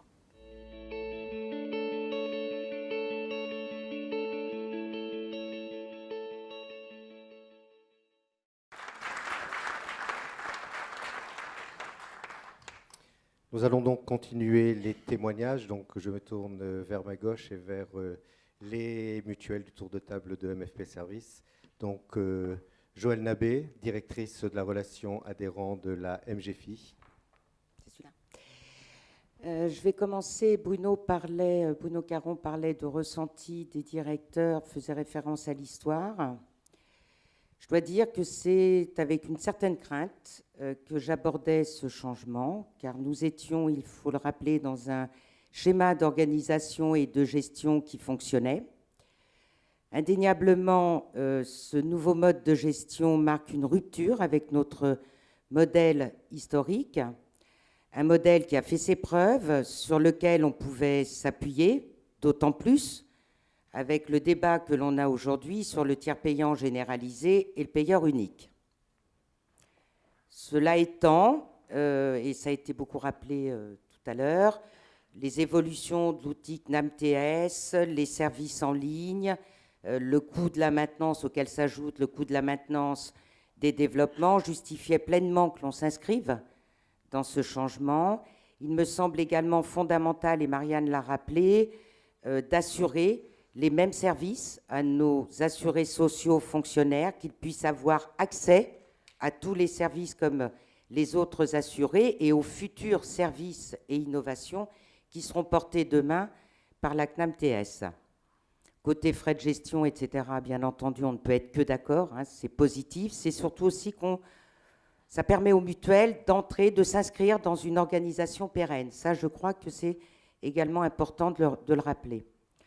Alors maintenant, à la question comment s'est passée la bascule, en ce qui nous concerne, en effet, cette opération s'est réalisée sans problème significatif, même si effectivement, on peut dire que cette bascule a imposé certaines obligations côté professionnels de santé, côté assurés sociaux. Donc pour les uns, il a fallu également, malgré une communication en amont, il a quand même fallu intervenir auprès de certains professionnels de santé pour la mise à jour de leur logiciel. Et côté assurés sociaux, bien entendu, rappeler toujours l'importance de la mise à jour de leur carte vitale. Et on peut dire aussi que grâce à une communication très forte et une implication conjointe MFP Service et MGFI, on enregistre aujourd'hui un taux, et je crois que c'est comme cela qu'on peut dire que ça marche, on enregistre aujourd'hui un taux de plus de 85% de mise à jour de carte vitale, de plus de 90% de taux de noémisation, et on peut dire aussi que côté professionnel de santé, ils ont bien intégré aujourd'hui les évolutions. Et bien entendu, ça a été rappelé, il y a encore des points d'amélioration, vous en avez parlé tout à l'heure. Il y en a un auquel nous tenons beaucoup, c'est notamment dans les données de remboursement du régime complémentaire avec le régime obligatoire. Je pense en particulier aux décomptes qui doivent être mieux coordonnés pour, je dirais, faciliter la lisibilité des relevés de remboursement. Côté marque blanche, en effet, Jean-Marie, on ne peut qu'être enthousiaste par la marque blanche. Nos assurés apprécient particulièrement également les agences dédiées, puisque là, on a un service personnalisé.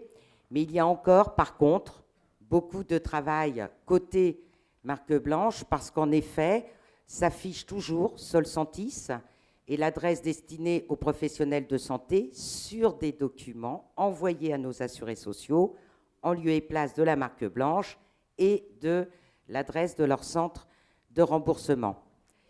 Et enfin, pour pouvoir continuer d'apporter ce que nous avions toujours fait, d'apporter une réponse globale RO-RC et simplifier les démarches, on peut dire qu'on était quand même d'avant-garde, et simplifier les démarches de nos adhérents et des assurés, indéniablement, il convient de mettre en place, et ce serait judicieux en tout cas, de mettre en place, par exemple, une numérisation de tous les courriers entrants, afin de faciliter, afin d'assurer une traçabilité et un gain de temps, et pourquoi pas à moyen terme, un CRM commun, parce que lorsque les adhérents appellent, ils n'appellent pas pour le régime obligatoire, ils n'appellent pas pour le régime complémentaire, ils appellent tout simplement pour connaître, avoir des informations sur leur remboursement global.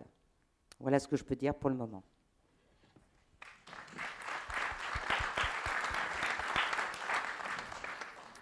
Merci Joël. Donc, autre mutuelle partenaire historique de MFP Service, la Mutuelle Générale des Affaires Sociales.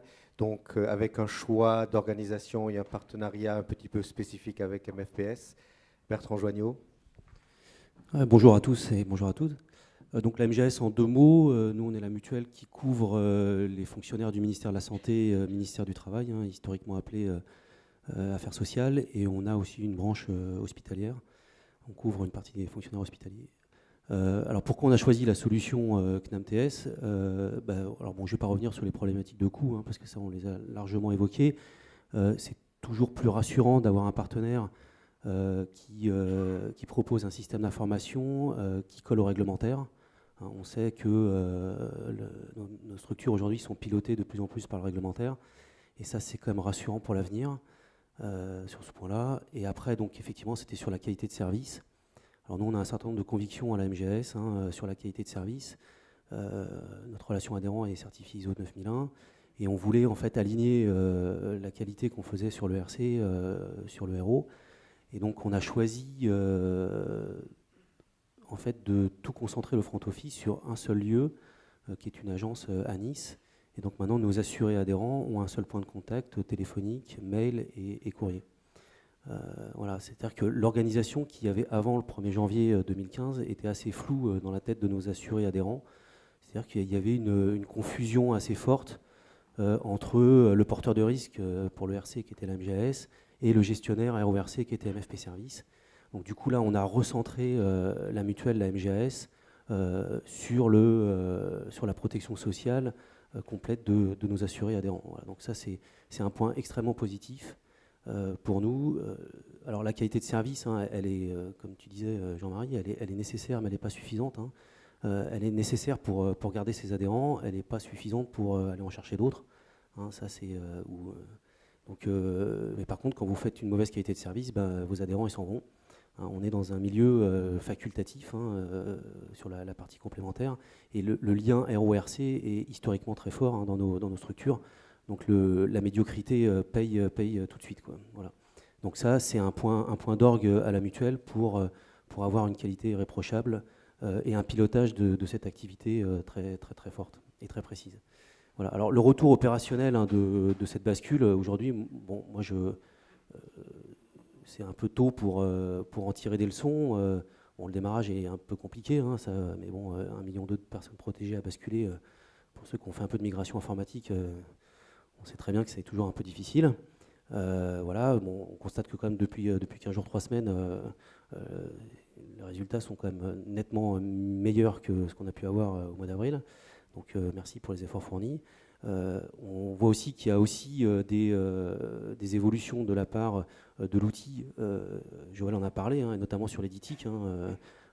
Dans la filière 94, les difficultés de gérer des mutuelles différentes, on voit bien que le système aujourd'hui a un certain nombre de limites qu'il va falloir lever pour que justement l'assuré ait une visibilité sur son gestionnaire beaucoup plus propre que ce qu'il a aujourd'hui, quoi. Entre Solcentis, MGS Solcentis, MGS tout court, enfin bon, des fois c'est un peu compliqué, et l'adhérent assuré s'y perd dans ses méandres. Voilà, mais bon, tout ça, ça va dans le bon sens, et on espère que très rapidement, on arrivera à une excellence opérationnelle. Voilà, donc moi, c'est le retour que je peux faire aujourd'hui sur cette bascule-là. On attend la rentrée avec impatience et des nouveaux outils. Alors, on est très férus aussi, nous, à la MGS, de rentrer dans le dispositif de prévention et de gestion des risques.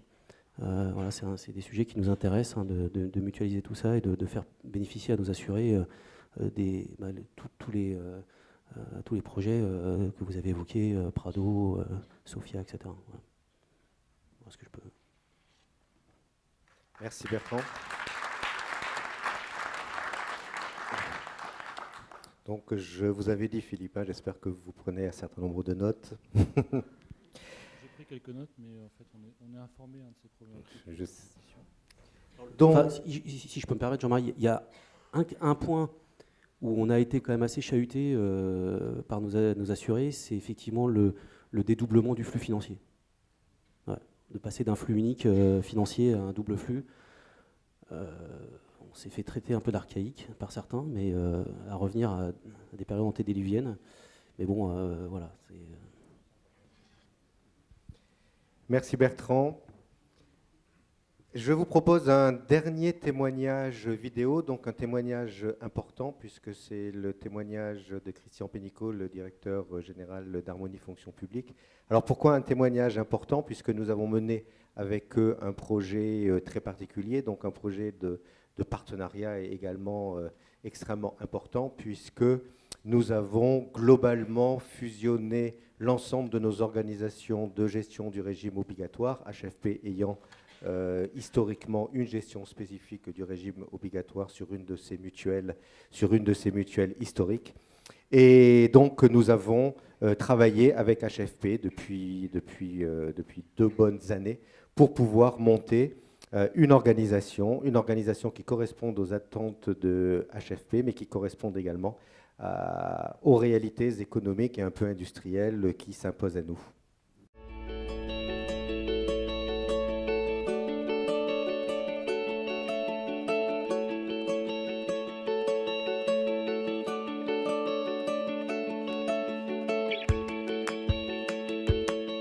Harmonie Fonction Publique, c'est la fusion de 2 mutuelles, ex-MNAM, Mutuelle Nationale Aviation Marine, et la SMAR, donc mutuelle du ministère de l'Agriculture. La fusion faisait que nous avions 50% de nos adhérents qui étaient traités en SLI, donc par MFP Services, et 50% traités directement par nos centres de gestion ex-MNAM. Cela posait un problème puisqu'en fait, on ne traitait pas de la même façon nos adhérents et nous voulions obtenir un guichet unique pour l'ensemble de nos adhérents. La bascule est assez particulière pour Harmonie Fonction Publique. Il fallait d'abord traiter, puisqu'on avait 2 systèmes de gestion différents, la partie ex-NAM. Nous avons mis en place depuis octobre 2013 la séparation du RO-RC sur une plateforme RC, un nouveau logiciel RC qui gère l'ensemble des prestations RC. Deuxième étape, les ex-SMAR, qui étaient donc dans une activité différente puisque c'était géré par la totalité par MFP Services. Nous avons aussi coupé le RC du RO pour mettre sur la même plateforme que celle d'octobre 2013 des adhérents ex-MNAM pour pouvoir prendre en compte les adhérents ex-SMAR. Et ça a été fait au 1er janvier 2015. Pour le régime obligatoire comme les autres mutuelles, nous sommes rentrés le 2 avril 2015 sur les systèmes de la CNAM TS. La particularité, c'était ces étapes. Et la deuxième particularité, c'est que techniquement, c'était bien la migration de 2 bases de données bien différentes entre la gestion ex-SMAR et la gestion ex-MNAM. Donc on a eu 2 migrations de systèmes.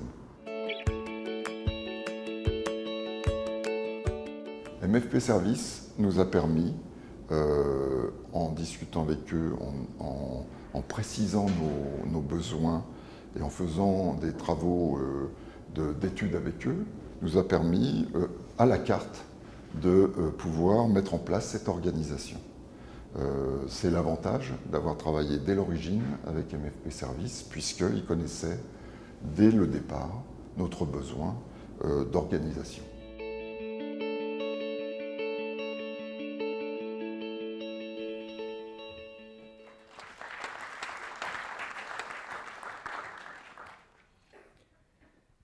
Donc nous avions intitulé cette table ronde Infogérance type 2, une plateforme d'avenir.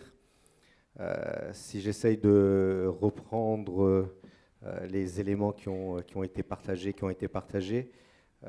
plateforme d'avenir, pourquoi? Parce que l'ensemble des mutuelles qui bénéficient de l'outil de la CNAM vont bénéficier de l'évolution de cet outil. Et comme l'a évoqué Philippe Rouet, nous savons que ces évolutions seront importantes. Philippe Rouet a évoqué les évolutions de l'espace pro. Nous pourrions même aller un tout petit peu plus loin, jusque dans le programme 2 et le schéma directeur informatique de la CNAM TS qui prévoit assez rapidement des dématérialisations extrêmement importantes et des tarifications en ligne au niveau des professionnels de santé. Et bien sûr que les mutuelles qui ont fait le choix de l'infogérance bénéficieront de l'ensemble de ces investissements. Deuxième élément d'avenir, l'adaptation aux spécificités des mutuelles. Nous continuerons à travailler avec la CNAM qui a su le faire, comme vous l'avez vu sur le dossier très particulier d'MFP Services, de la marque blanche, de cette gestion plateforme unique multimutuelle en marque blanche, la CNAM a su faire évoluer son système d'information. Et c'est vrai que nous continuerons à travailler avec la CNAM pour faire évoluer son système d'information, notamment autour de nos spécificités. Joël en a évoqué quelques-unes. Un des sujets importants pour les mutuelles, c'est également la saisie unique au niveau du fichier, qui permettrait évidemment de conserver un avantage énorme en termes d'efficacité. Nous avons évoqué tous les sujets de dématérialisation. Bien sûr que nous continuerons à travailler beaucoup pour adapter l'outil de la CNAM aux spécificités et aux besoins des mutuelles. Troisième grand domaine, c'est effectivement le fait que l'infogérance de type 2 va nous permettre d'accélérer notre intégration dans les grands programmes de services à la santé. Donc cela a été évoqué, je crois, par tous les intervenants.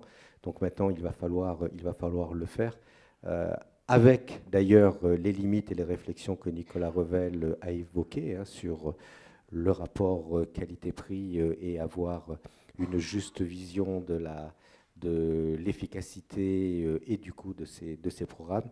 Mais nous souhaitons évidemment intégrer l'ensemble des grands programmes de services à la santé de la CNAM-TS. On a parlé de SOFIA, on a parlé des nouvelles déclinaisons de Prado. Nicolas Revel a parlé de santé active, qui évidemment nous intéresse. Donc bien sûr que nous travaillerons beaucoup avec l'outil de la CNAM dans le cadre de ce partenariat.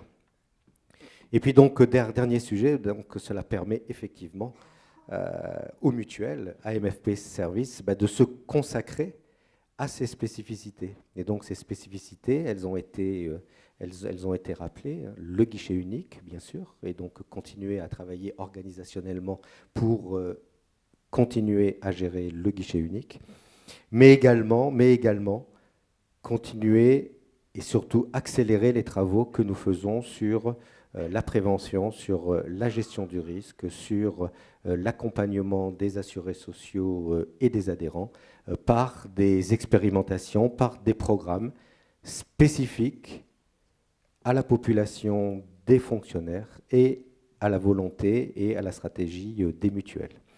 Donc sachez qu'au sein de MFPS et dans ce cadre, nous avons depuis quelques mois accéléré nos travaux et que nous pourront présenter assez rapidement, j'espère, une ou deux expérimentations, me semble-t-il, assez illustratives de ce que nous pourrons être capables de faire dans le cadre de cet accompagnement. Voilà. Je souhaitais remercier l'ensemble des participants à cette table ronde pour leur participation. Quelqu'un veut rajouter ? Moi, je voulais simplement remercier de nouveau en fait toutes les équipes. Et puis, j'ai pas remercié mes collègues de la MARP qui ont piloté le projet. Je m'en rends compte. Donc, Florence Gau et Lionel Garrigue, donc qui ont été les pilotes en fait de ce projet au sein de la MARP. Et voilà. Donc, c'est fait. Merci.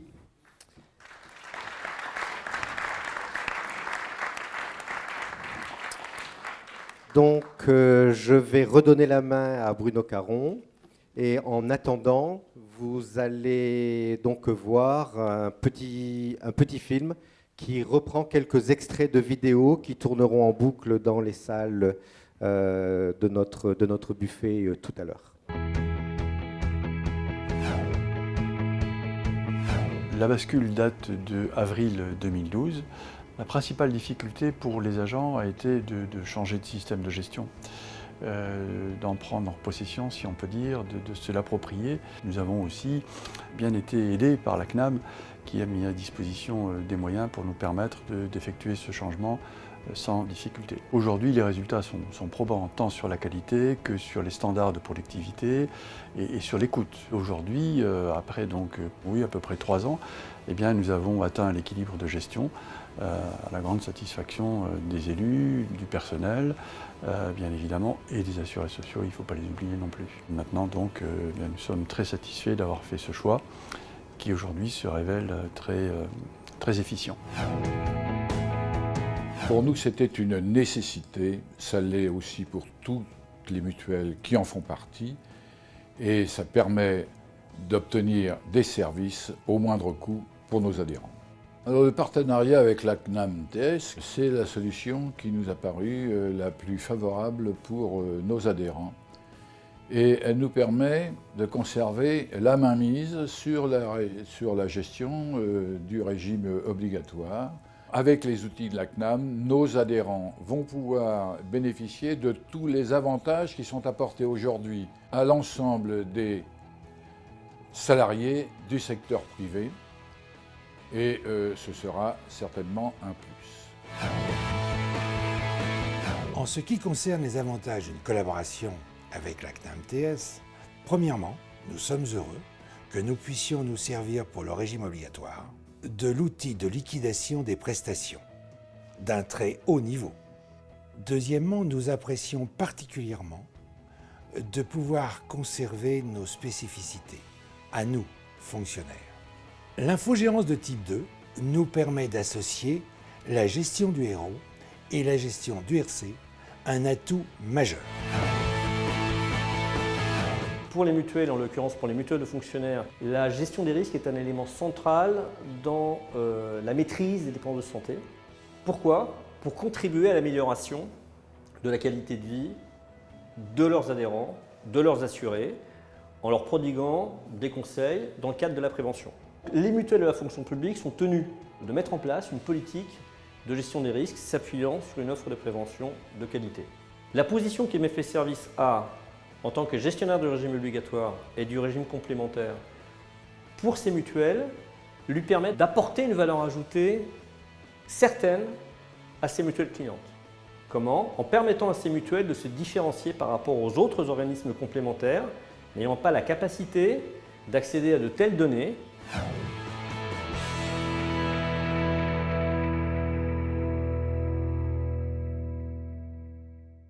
Eh bien voilà, nous nous étions donné 2 heures, nous avons respecté le délai. Nous avons essayé véritablement de bien vous décrire les orientations que nous avons prises avec bien entendu les mutuelles et surtout au regard des orientations de l'assise que nous avons aujourd'hui. Vous avez bien compris que nous venons de passer une période difficile, qui était la période de migration, mais aujourd'hui nous avons l'assise pour pouvoir nous projeter, tant en termes opérationnels, je pense que c'est la fatigue qui commence à venir, que la dernière table ronde a été très prospective, en regardant déjà les différentes adaptations que nous pouvons faire du modèle et aussi toute la dynamique que nous pouvons trouver autour de l'outil de la CNAM, de ce qu'il peut nous apporter, bien entendu. Et si je reviens sur la première table ronde, nous voyons que nous sommes sur un chantier, sur un mouvement qui est continu et dans lequel nous entendons nous inscrire avec vous, bien entendu.